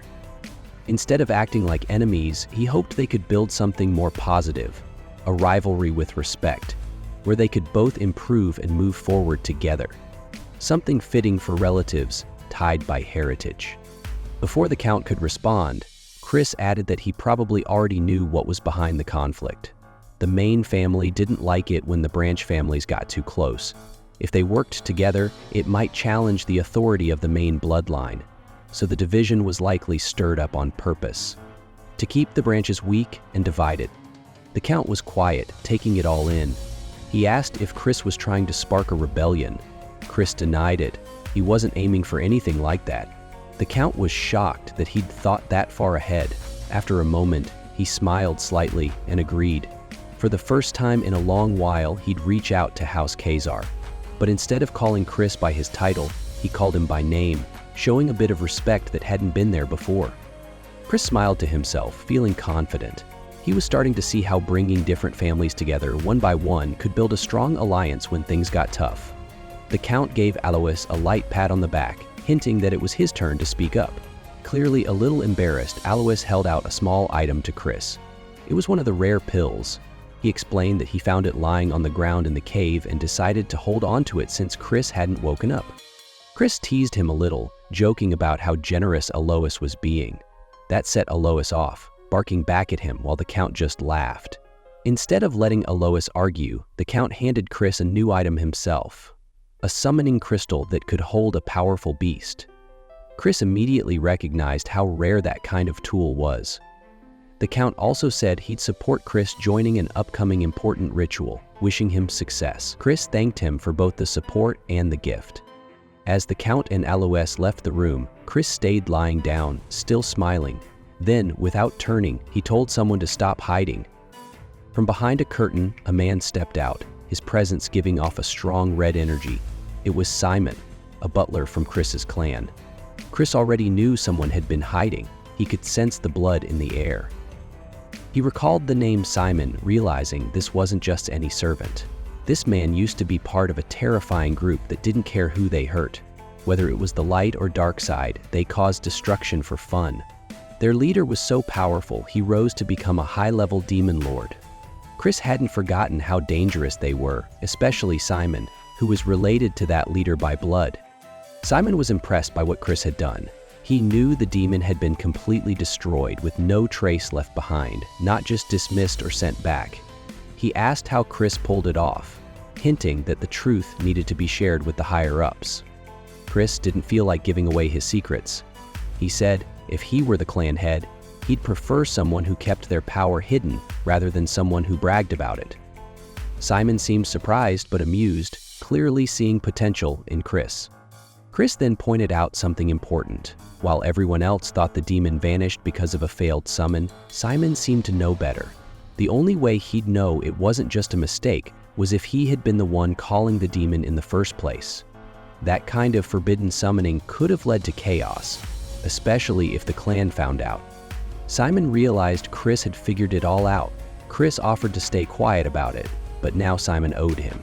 It wasn't just a favor anymore, it was leverage. Simon agreed, a bit caught off guard but respectful. He said he wouldn't forget what Chris did, and looked forward to seeing him again when Chris eventually made it to the main family's estate. Chris talks about how Simon is going to play a big role during a future disaster, so it's super important he builds some kind of bond to help change what's coming. Meanwhile, Mary finishes up getting things ready for them to head back, and Chris praises her work. Alois pops in just as Chris is about to leave, acting casual, but Chris reminds him not to forget what he promised. He has to start calling him Big Bro from now on. Alois tries to brush it off, saying he's older, but Chris presses him, asking if he had something to say. Alois gets serious and warns Chris. He says that even though they're all kind of like family, what Chris is about to do isn't something light. He should be careful. Alois mentions how the ones from the main bloodline, especially someone named Loin, aren't too happy about Chris showing up to a certain powerful event. Those with direct blood ties already have stronger magic, better training, and rare items, while people from side families like Chris are way behind. Chris just laughs it off and gives Alois some advice in return. He tells him not to get involved in the event either, hinting that it's not safe. Alois insists he's only trying to help and doesn't want Chris to hog all the energy, but Chris says it won't matter. Whoever goes against him will regret it. That gets Alois a little mad, and Chris decides it's time to leave, telling him to think it over. Later on, Chris goes back to Count Khazar's house. Thorn, his younger brother, hears that Chris has gone off to train by himself. When Thorn finally finds him, he formally greets Chris and reminds him of a promise they made to spar. Chris is surprised at how fast Thorn has grown in strength and realizes Thorn is also planning to enter that powerful event. He tells Thorn to wait and not fight just yet. They'll spar after he finishes his own training. Thorn doesn't seem too happy about the delay but agrees. As Chris watches him walk away, he thinks Thorn is one stubborn kid.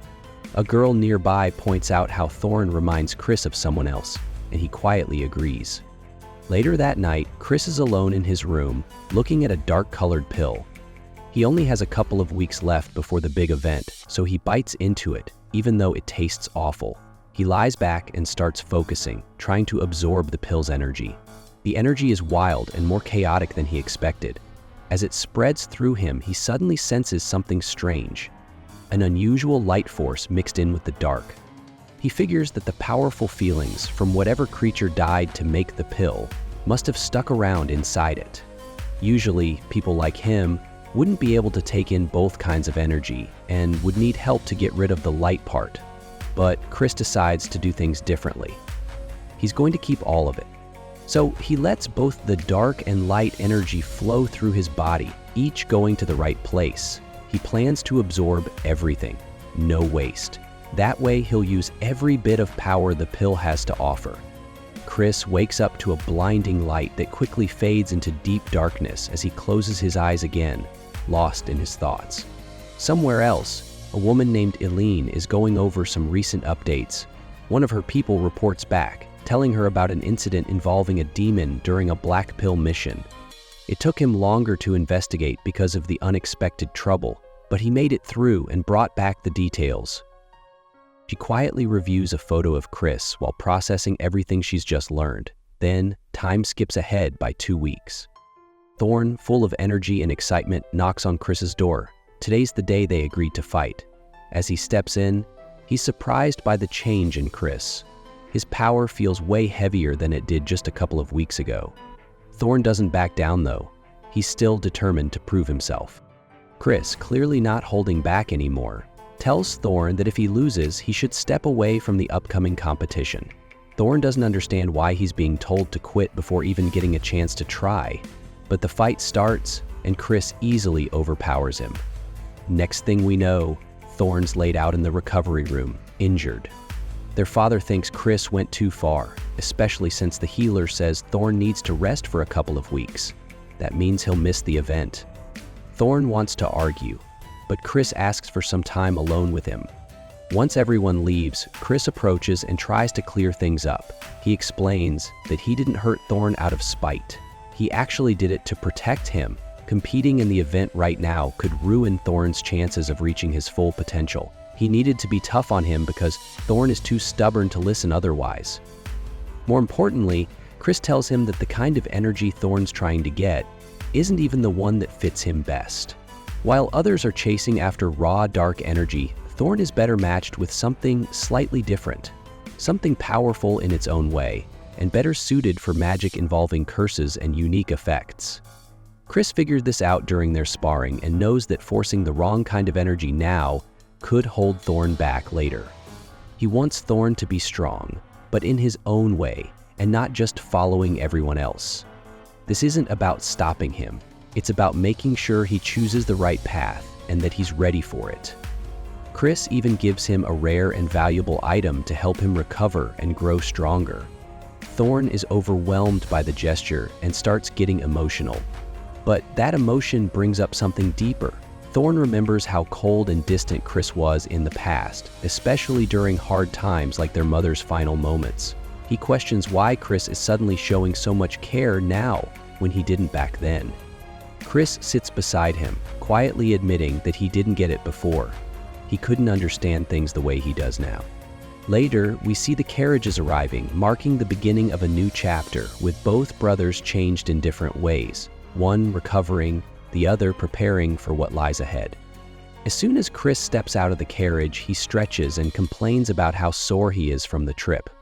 He grumbles that it wouldn't have hurt anyone to just use a warp gate instead of making him ride all the way, thinking that things will definitely be different once he's the one in charge.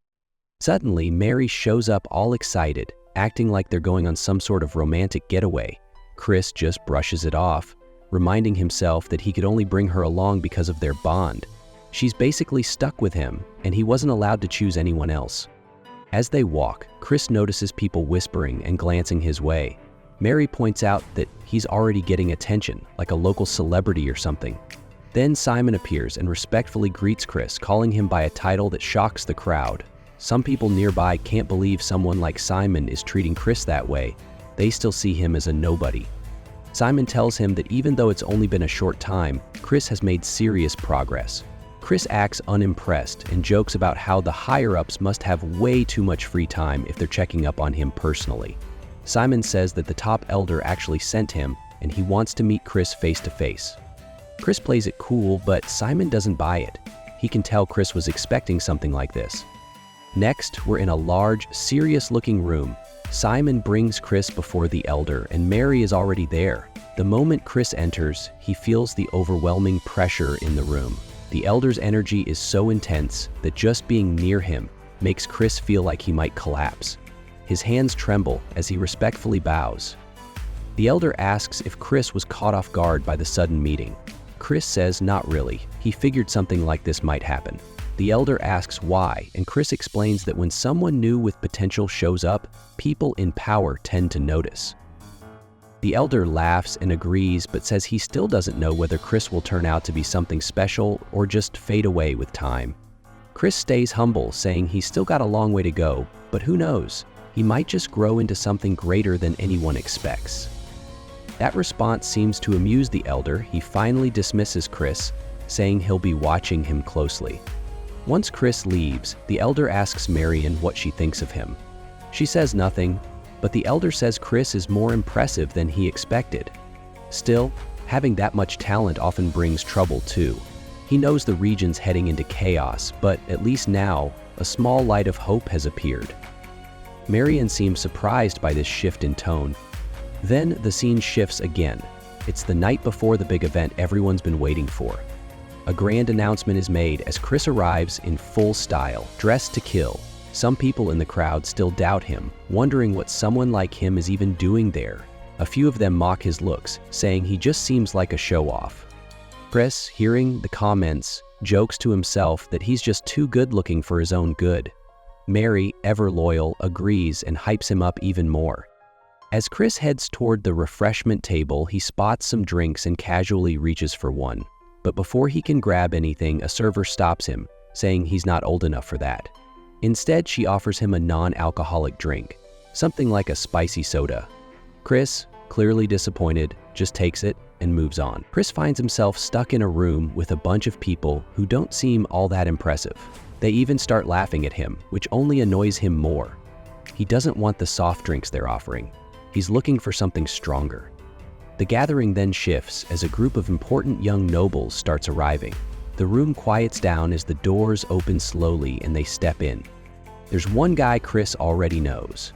He's the second-rank noble. Another one is a girl he's heard about, and two others are new to him. But someone's missing. There are only 4 of them instead of 5. Chris notices and wonders if the one who caused him all that trouble before just didn't show up. When the gnome noble walks past him without even a glance, Chris feels irritated. He expected at least some kind of reaction. One of the girls gives him a polite nod, which surprises him too. He remembers being warned about her, but she doesn't seem dangerous right now. He figures he'll think more about it later. For now, it's time to leave and get ready for what's coming next. Just as he's about to go, a servant appears. He introduces himself as working under one of the nobles and starts throwing shade, suggesting someone in the upcoming ritual isn't qualified and might mess things up. Chris quickly realizes the guy's talking about him. The servant says he just wants proof that Chris is worthy. Chris looks up and sees the noble his servant works for watching from above, clearly full of himself.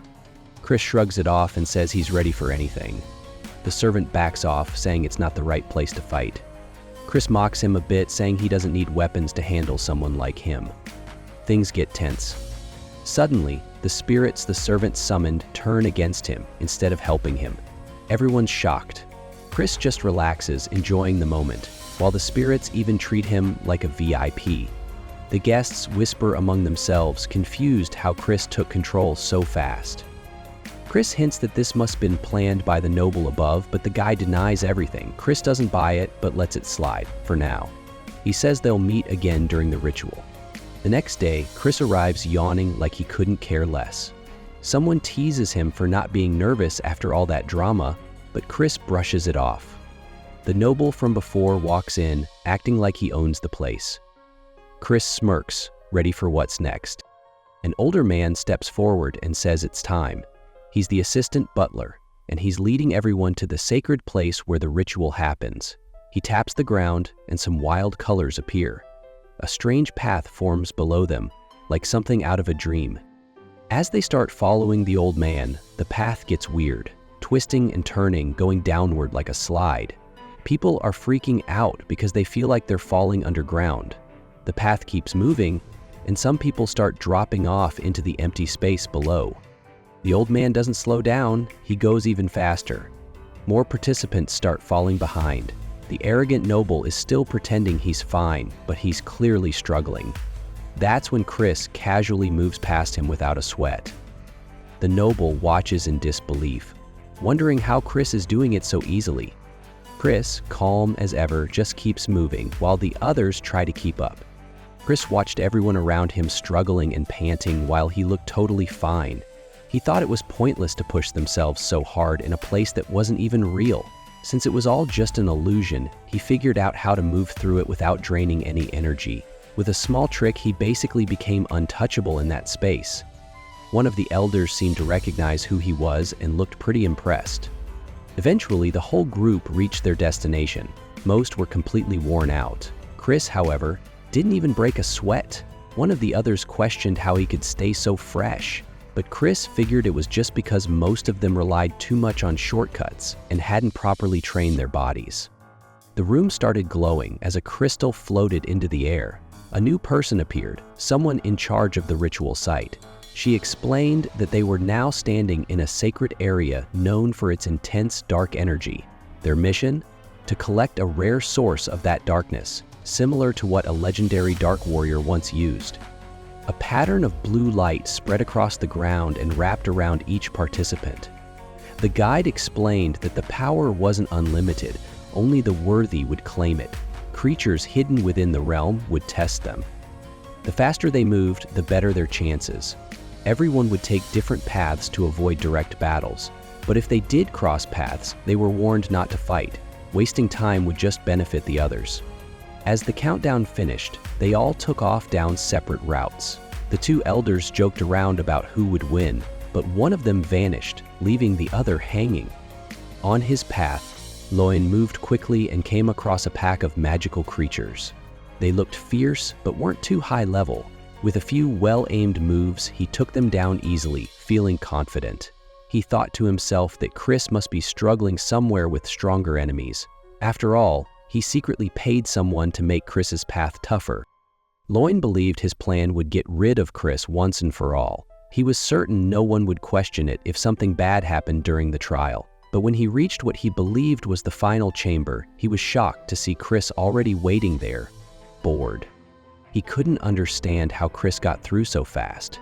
He blurted out part of his own scheme by mistake, and Chris quickly put the pieces together. Loin tried to deny it, but it was too late. They were alone, and Chris wasn't in the mood for small talk. Loin decided to attack, thinking he could end it quickly, but Chris dodged everything without even trying hard. Loin got frustrated and went in for a strong hit, thinking he saw a weak spot. Chris grabbed his wrist mid-attack, twisted it, and with a loud crack, took him down easily. A little later, another participant, Alice, showed up only to find both Loin and someone else already knocked out. He tried to step up, saying he was ready, but Chris dropped him just as easily. Afterward, Chris stood over them, saying that he couldn't afford to share the dark power with anyone. He explained, at least to himself, that in 5 years, a huge war would begin, and to win it, he needed the full strength of the Dark Clan. No one else could have a piece of that power. It all had to be his. With the others dealt with, he stepped forward to claim the sacred darkness for himself, a force that could turn someone into a true legendary being.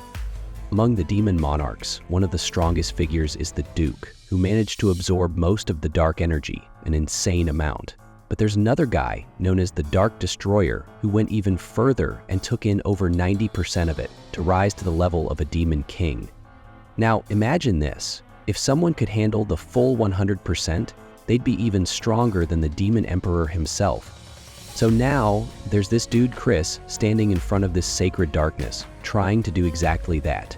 He starts absorbing it slowly, letting it flow through every part of his body.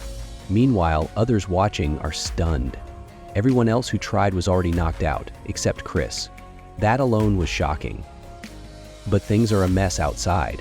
Loin, a young master, is seriously injured, and people are getting suspicious. They think Chris must have cheated or used some secret item. Some of them even want to punish him, but another person brushes it off, saying he probably won't even survive the sacred ground. It's been 2 days and Chris still hasn't come out. People assume he's been overwhelmed and destroyed by the dark energy. Even the Duke couldn't go past a certain point, so it's easy to believe Chris is gone for good. No body left behind, nothing. One woman, clearly angry, shuts the door behind her. She's got a personal grudge. After her dad died during a war, only she and Loin were taken in by their uncle. Her position in the clan is shaky, and with Loin failing to gain the sacred darkness, things look worse. She blames Chris for the whole mess and swears she'll get back at him. Others keep mocking Chris, thinking he's dead, saying he got what he deserved for being too ambitious. Even the girl who serves Chris is holding on to hope though. She defends him fiercely, warns the haters to back off, and says she believes her master will return. Deep down, she's just waiting, heart full of hope.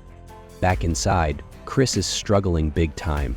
He's only managed to absorb about 70%, but it feels like it's choking the life out of him. He knows the hardest part will hit around 90%, and if he pushes too far, his inner core might break, killing him before he ever gets to prove himself. He suddenly remembers, dragons have strong cores, way stronger than a human's. If he could just copy that for a short time, he might survive. He tries it, and more energy flows in. But even then, his body is on the edge, and he's about to stop. Out of nowhere, he sees a woman appear in this dark subspace. She's powerful and calm. She offers to help, saying it's something demons can do in this kind of darkness. Her reason? She just felt like it. No conditions, no deals.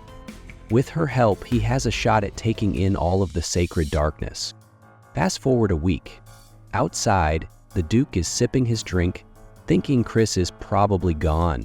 No word, no sign.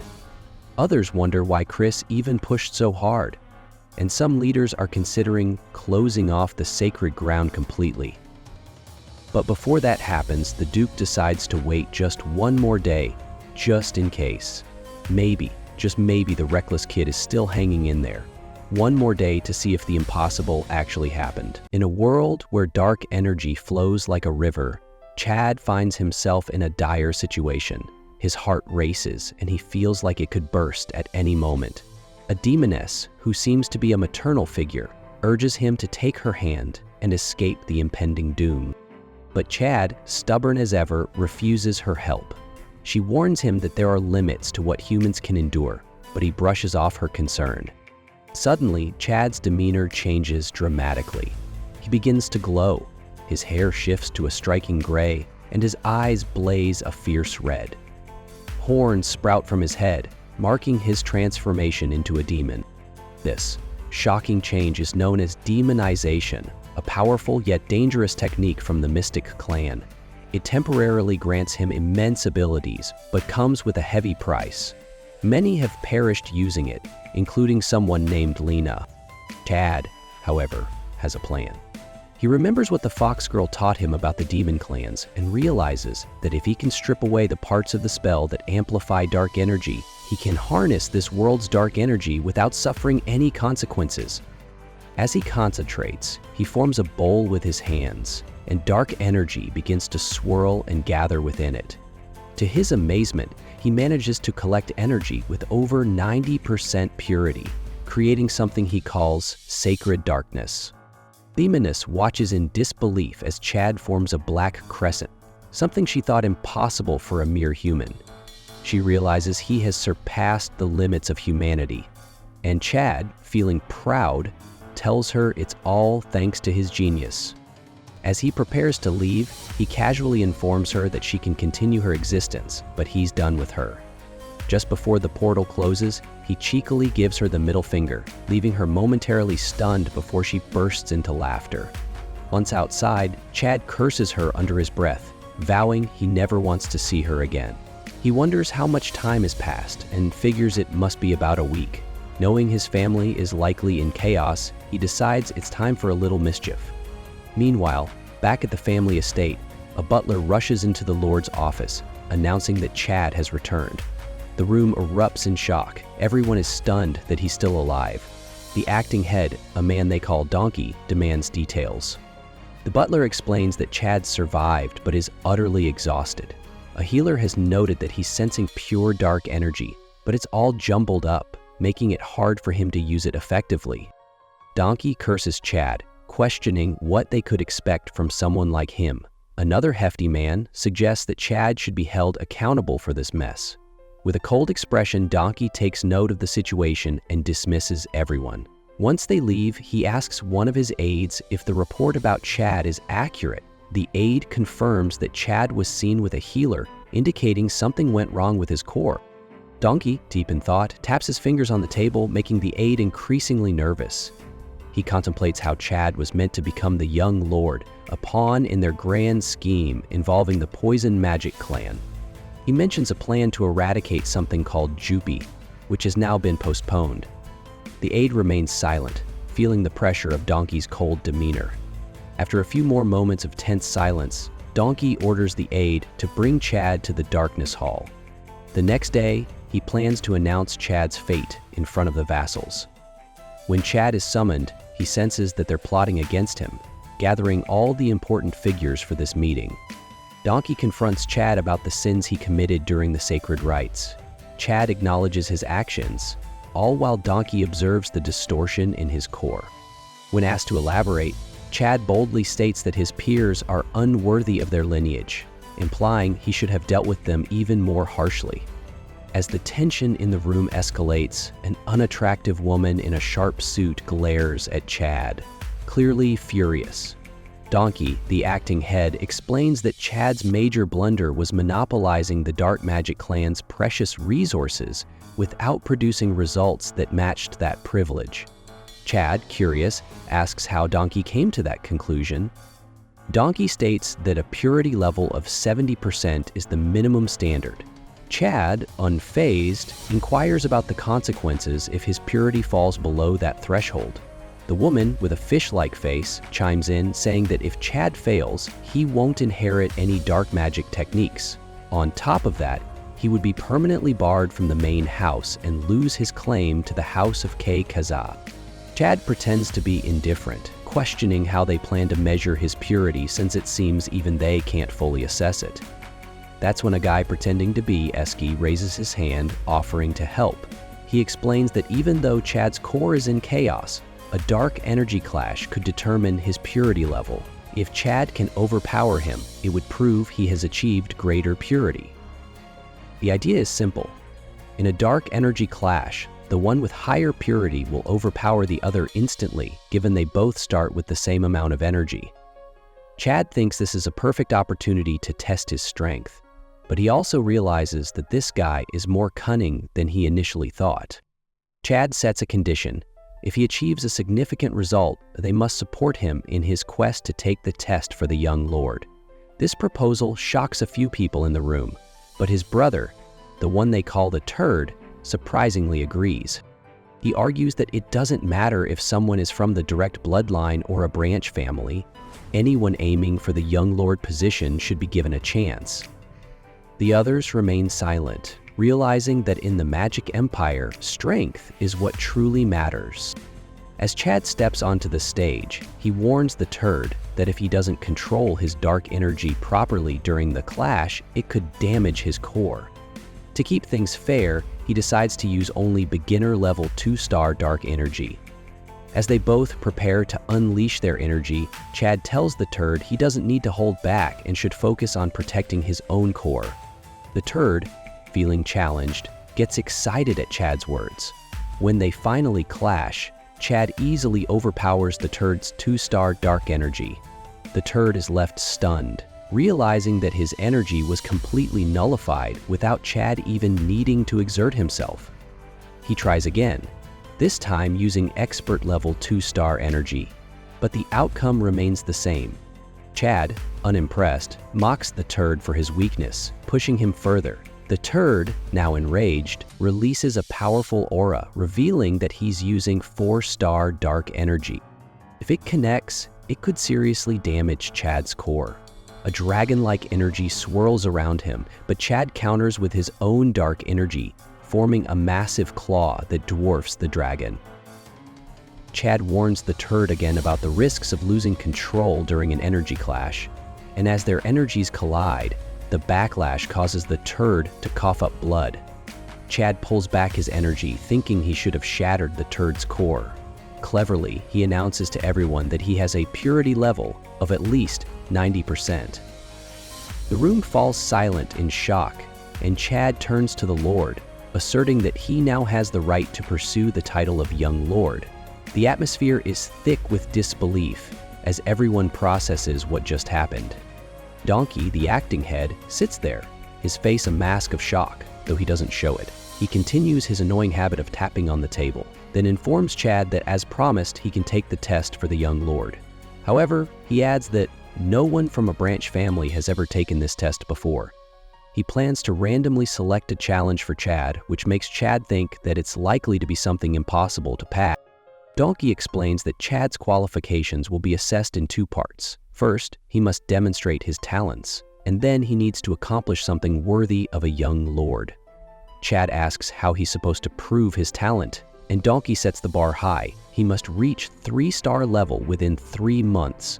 Chad, unfazed, simply thinks to himself that this is a piece of cake for someone as talented as he is. Donkey remains silent, but there's a hint of anticipation in his eyes as he looks forward to seeing what Chad can achieve in that time. Later that day, in a quiet room, Donkey sits across from another guy, sipping tea. He expresses his disappointment in Eski, blaming him for underestimating Chad. Because of this miscalculation, even his own core took a hit, and they need to deal with Chad quickly before he becomes a real threat. He reassures his junior that they shouldn't worry too much, explaining that they intentionally avoid absorbing more than 70% of pure dark energy. The reason is simple. The higher the purity of the absorbed energy, the harder it becomes to raise its rank. It's a steep climb, and achieving just a 3-star level will take much longer for someone like Chad, who has absorbed 90%. Meanwhile, Chad is enjoying a meal prepared by Marie, who tells him that news of his recent performance has spread throughout the mansion. She beams with pride, saying her heart swells for him. Chad feels a bit embarrassed by the attention. Marie confesses that while waiting for him, she realized her true feelings for him, and every day without him felt like an eternity. This hits Chad hard, making him reflect on his past. In another part of the world, the fox girl worries about Chad, while a saint reassures her that with his agility, he's unlikely to get hurt. Rania, another character, urges him to take her hand, and the fox girl admits she's genuinely worried about him. This makes her blush, especially when she remembers that even the hero was concerned about Chad. Back with Chad, he feels a wave of happiness wash over him, thinking about how he escaped a hellish existence where death seemed like the only option. His life had been filled with violence until he met people who showed him kindness. As Marie prepares a special drink, Chad finally finds his voice, thanking her for waiting for him. She blushes, realizing he's finally understood her feelings. Chad teases her, saying she doesn't even have a heart to begin with. Marie, in a cheesy way, claims that her heart was stolen by him. To reward her for her patience, Chad offers to take her for a walk. She gets overly excited, dressing up for the occasion. Chad can't help but admire her, thinking it's nice to relax for a bit, even though he knows he has to reach 3-star level in 3 months. He realizes it's going to be a tight squeeze, especially since he's dealing with over 90% darkness on his own, even with the help of branch family tutors. Just then, a voice interrupts his thoughts, criticizing him for wandering around and causing trouble. Turning around, he sees his aunt, who greets him. She questions whether this is the right time for him to be meandering in the garden and asks if he's found a teacher for his training. Chad jokingly asks if it's her, but she surprises him by saying it's someone else entirely. He tells Aya Marie to leave, promising to see her at dinner. As he walks down the stairs with his aunt, he expresses gratitude for her concern about his training. She warns him that he shouldn't be too thankful, explaining that he'll soon understand what he's in for. She mentions that not even one of her siblings could keep up with this teacher's training style. She emphasizes that this opportunity is rare, so he better not let it slip away. As they reach the bottom of the stairs, Chad is taken aback when he sees a kid in front of them. He wonders why someone who looks like they're 200 or 300 years old is dressed up like a child. Chris saw a small kid standing nearby and, without thinking much, gave the child a gentle pat on the head and casually asked where his parents were. But the look the kid gave him, it was cold. Serious enough to send a shiver down his spine. Something about that stare wasn't normal. That's when it finally clicked for Chris. He had just made a big mistake. His aunt quickly stepped in and told him to be more careful. This wasn't just any child. This was the reincarnation of their clan's leader. Realizing how serious this was, Chris immediately changed his tone and greeted the kid respectfully. As he took a closer look, Chris sensed a powerful aura coming from the boy, dense and dark like heavy fog. He was stunned to realize the kid had already tapped into more than 90% of the sacred dark force. That was an insane level to reach, especially at such a young age. Chris acknowledged the achievement, but deep down, he knew it was a risky move. Still, he didn't argue. He respected the kid's choice. An elder nearby, someone who had walked the path of darkness himself, spoke up. He mentioned how, when he had reached 80%, the challenges became almost impossible. The pressure, the resistance. It wasn't like anything normal folks could handle. Even the founder of their clan needed help from the Demon Emperor to get that far. And now, Chris had already surpassed that. The future looked rough. Wanting to help, the elder offered to pull some of the energy back and turn it into ether, basically to lighten the load.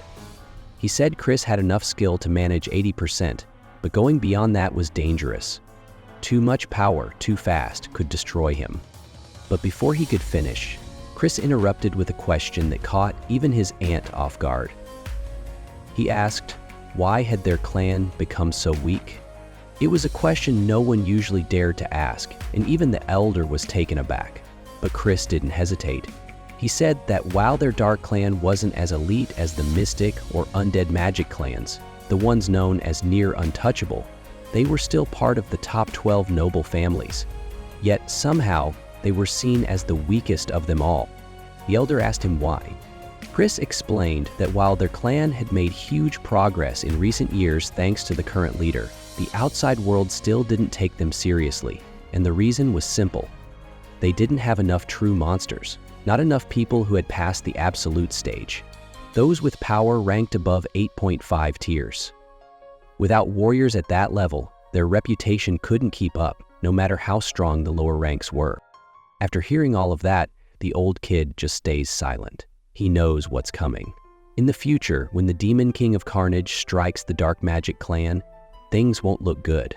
By then, Nordion will already be gone, and only a handful of 7-star fiends will remain. Along with the clan's 10,000 soldiers, they'll try to fight back, but they'll lose. In the end, they'll be crushed and forced to serve the Demon King. That's how important those top-tier fighters, those above the beast star level, really are. So it's no surprise the Elder Clan head is worried. The old kid says he gets it, but he's still concerned. He's afraid that carrying too much dark energy might crush him and stop his growth. Chris then throws a question his way. What if this power isn't just about helping the clan? What if it pushes him beyond limits and turns him into something even greater? The old kid laughs, saying Chris really knows how to make things sound dramatic. But he's not backing down. He says he won't regret his choice. Then, dark energy starts forming under his feet, and within seconds, he's pulled into a shadowy pool. Next thing he knows, he wakes up in a forest. A voice speaks, telling him his first mission is to absorb the pure, dark energy and survive. He's confused, but before he can react, a two-headed bear shows up behind him, ready to attack. Somewhere far away, Chris's aunt is watching through a magical screen. She's shocked and asks the clan head if it's okay to throw a 2-star kid into a 4-star beast zone. The clan head doesn't respond. He just summons another monster, a rock lizard. The aunt feels bad, thinking maybe her words made things worse for Chris. The old kid, still watching from his couch, says this is how someone truly understands the nature of dark energy, by being pushed to the edge. He just hopes Chris doesn't end up badly hurt. Then he casually asks Marion if she's got the sweets ready. She brings out a box and he starts munching like crazy, joking that dark energy always makes him crave sugar, and turns off the lights, excited to see how his grandson will do in this real trial. Back in the forest, Chris is now facing both the bear and the rock lizard. One wrong move and it's game over. The lizard spits some kind of acid that melts a tree in seconds, but Chris manages to dodge it just in time. Even though it's technically training, it feels like a life or death battle. Chris tries calling out to the clan head, asking if he's watching. He figures there must be a reason behind all this, and maybe the message is simple. If you want answers, beat something stronger than you. His aunt watches in silence, thinking the clan head just wants to see Chris get tossed around. But Chris doesn't care. He smirks and gets ready to go all in. He's planning to finish it in one strike. Just when the beast was about to smash into Chris, something wild happened. Chad swooped in and took the hit head on. Chris watched, stunned by how quick and heavy that strike was. While dodging, he figured there had to be some trick to beating these creatures, something hidden in that glowing orb they were watching. The old man, dressed like he walked out of a fantasy book, was impressed. He mumbled to himself that Chris really moved differently from the rest, like he actually had some real talent.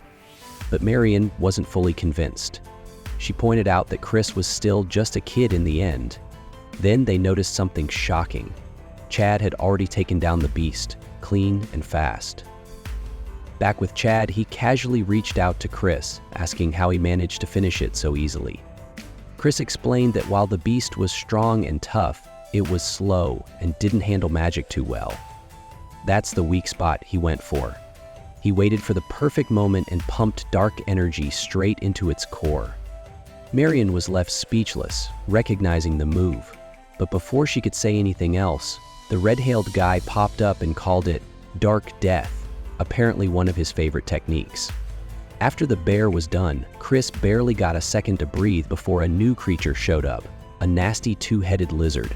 He dodged one head's bite, but the other spat poison that almost got him. And to make things worse, the thing had 3 hearts.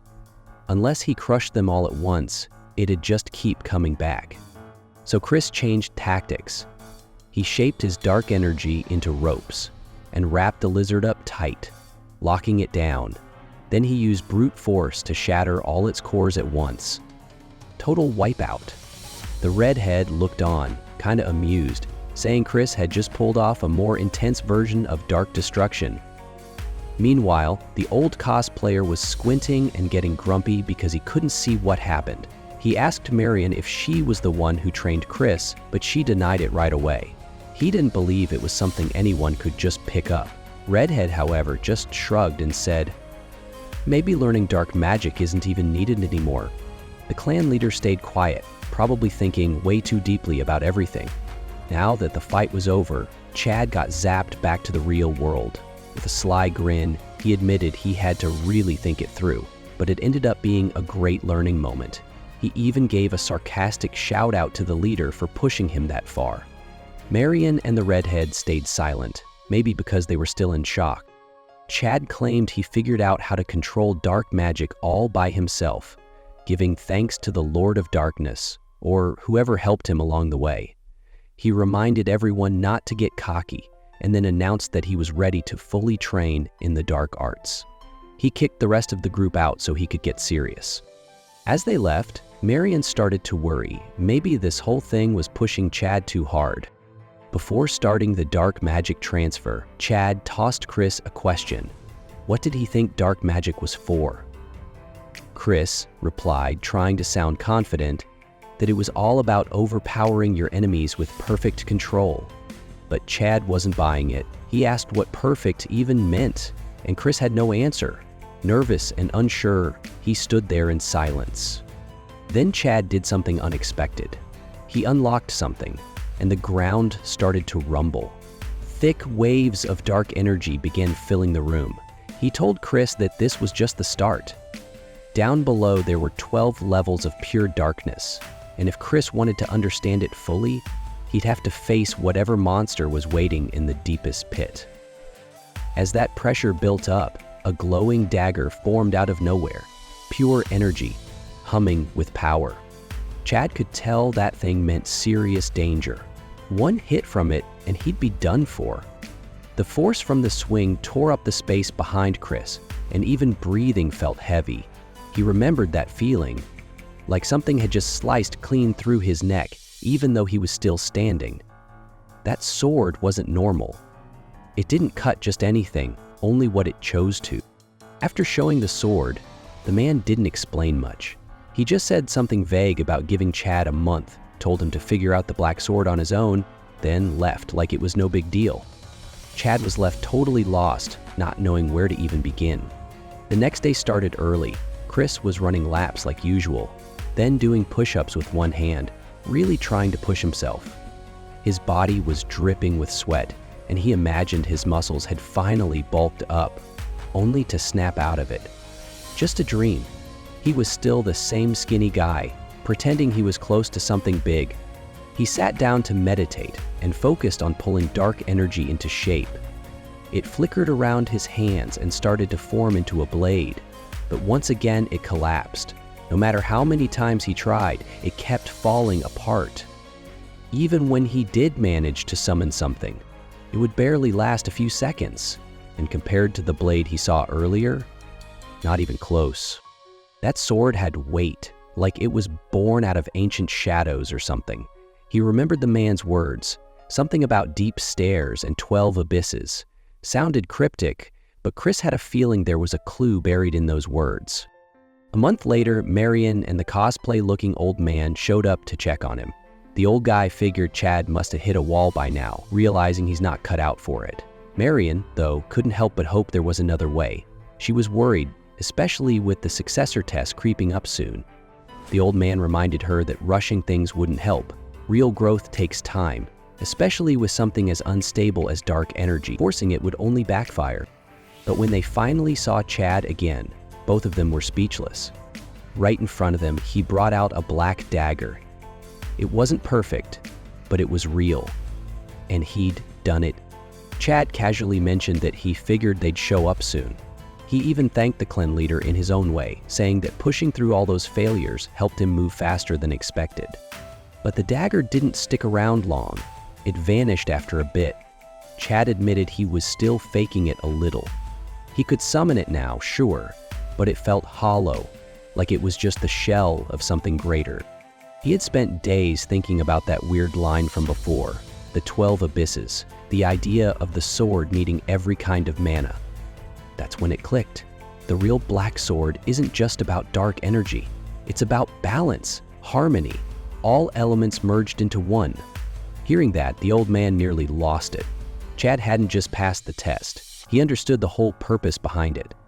Most people spend years just learning how to summon a basic version of that sword, and understanding all 12 elements? That's something people chase for a lifetime without reaching. But somehow this skinny, stubborn kid had figured it out in a month. Somehow, Chad had pulled off the impossible in just a few weeks. What usually takes people months, maybe even years, he did like it was nothing. There was something about him, like he was walking down a cursed road, but might actually make it to the end alive. Even the usually cold guy watching over him cracked a rare smile. He told Chad to brace himself because the real lessons were about to begin, and they weren't going to be fun. But Chad? He wasn't shaken. He believed in the process and was already hyped that he made it through the first step. Feeling a little smug, he decided to celebrate. He sneaked off to the winery, bouncing around like a kid in a candy store. This wasn't cheap stuff either. It was the kind of drink people like him never even got close to before. But hey, after all that hard work, he figured he earned a little break. While he was sipping and acting like a goof, he thought he'd better enjoy it before someone showed up and ruined the mood. And of course, someone did. He turned around and spotted a girl. Not just any girl, someone with a powerful vibe, and not from his clan, judging by her bright, unusual eyes. She didn't look happy to see him. She was all calm at first, but that changed fast. Her reaction caught him totally off guard. Without much warning, she smacked him flat with pure mana. The force was no joke. He hit the ground hard. Her attendant tried to calm her down, saying it wasn't worth wasting energy on someone like Chad. While she walked off, the old examiner dude showed up out of nowhere and casually took the wine like it was his. Chad was fuming. He had no clue what just happened. The old man finally explained who the girl was. Turns out, she was Princess Marissa from the Venom clan. That name hit Chad like a truck, because if the rumors were true, she wasn't just some random royal. She used to be engaged to him. Yup, his ex-fiancée.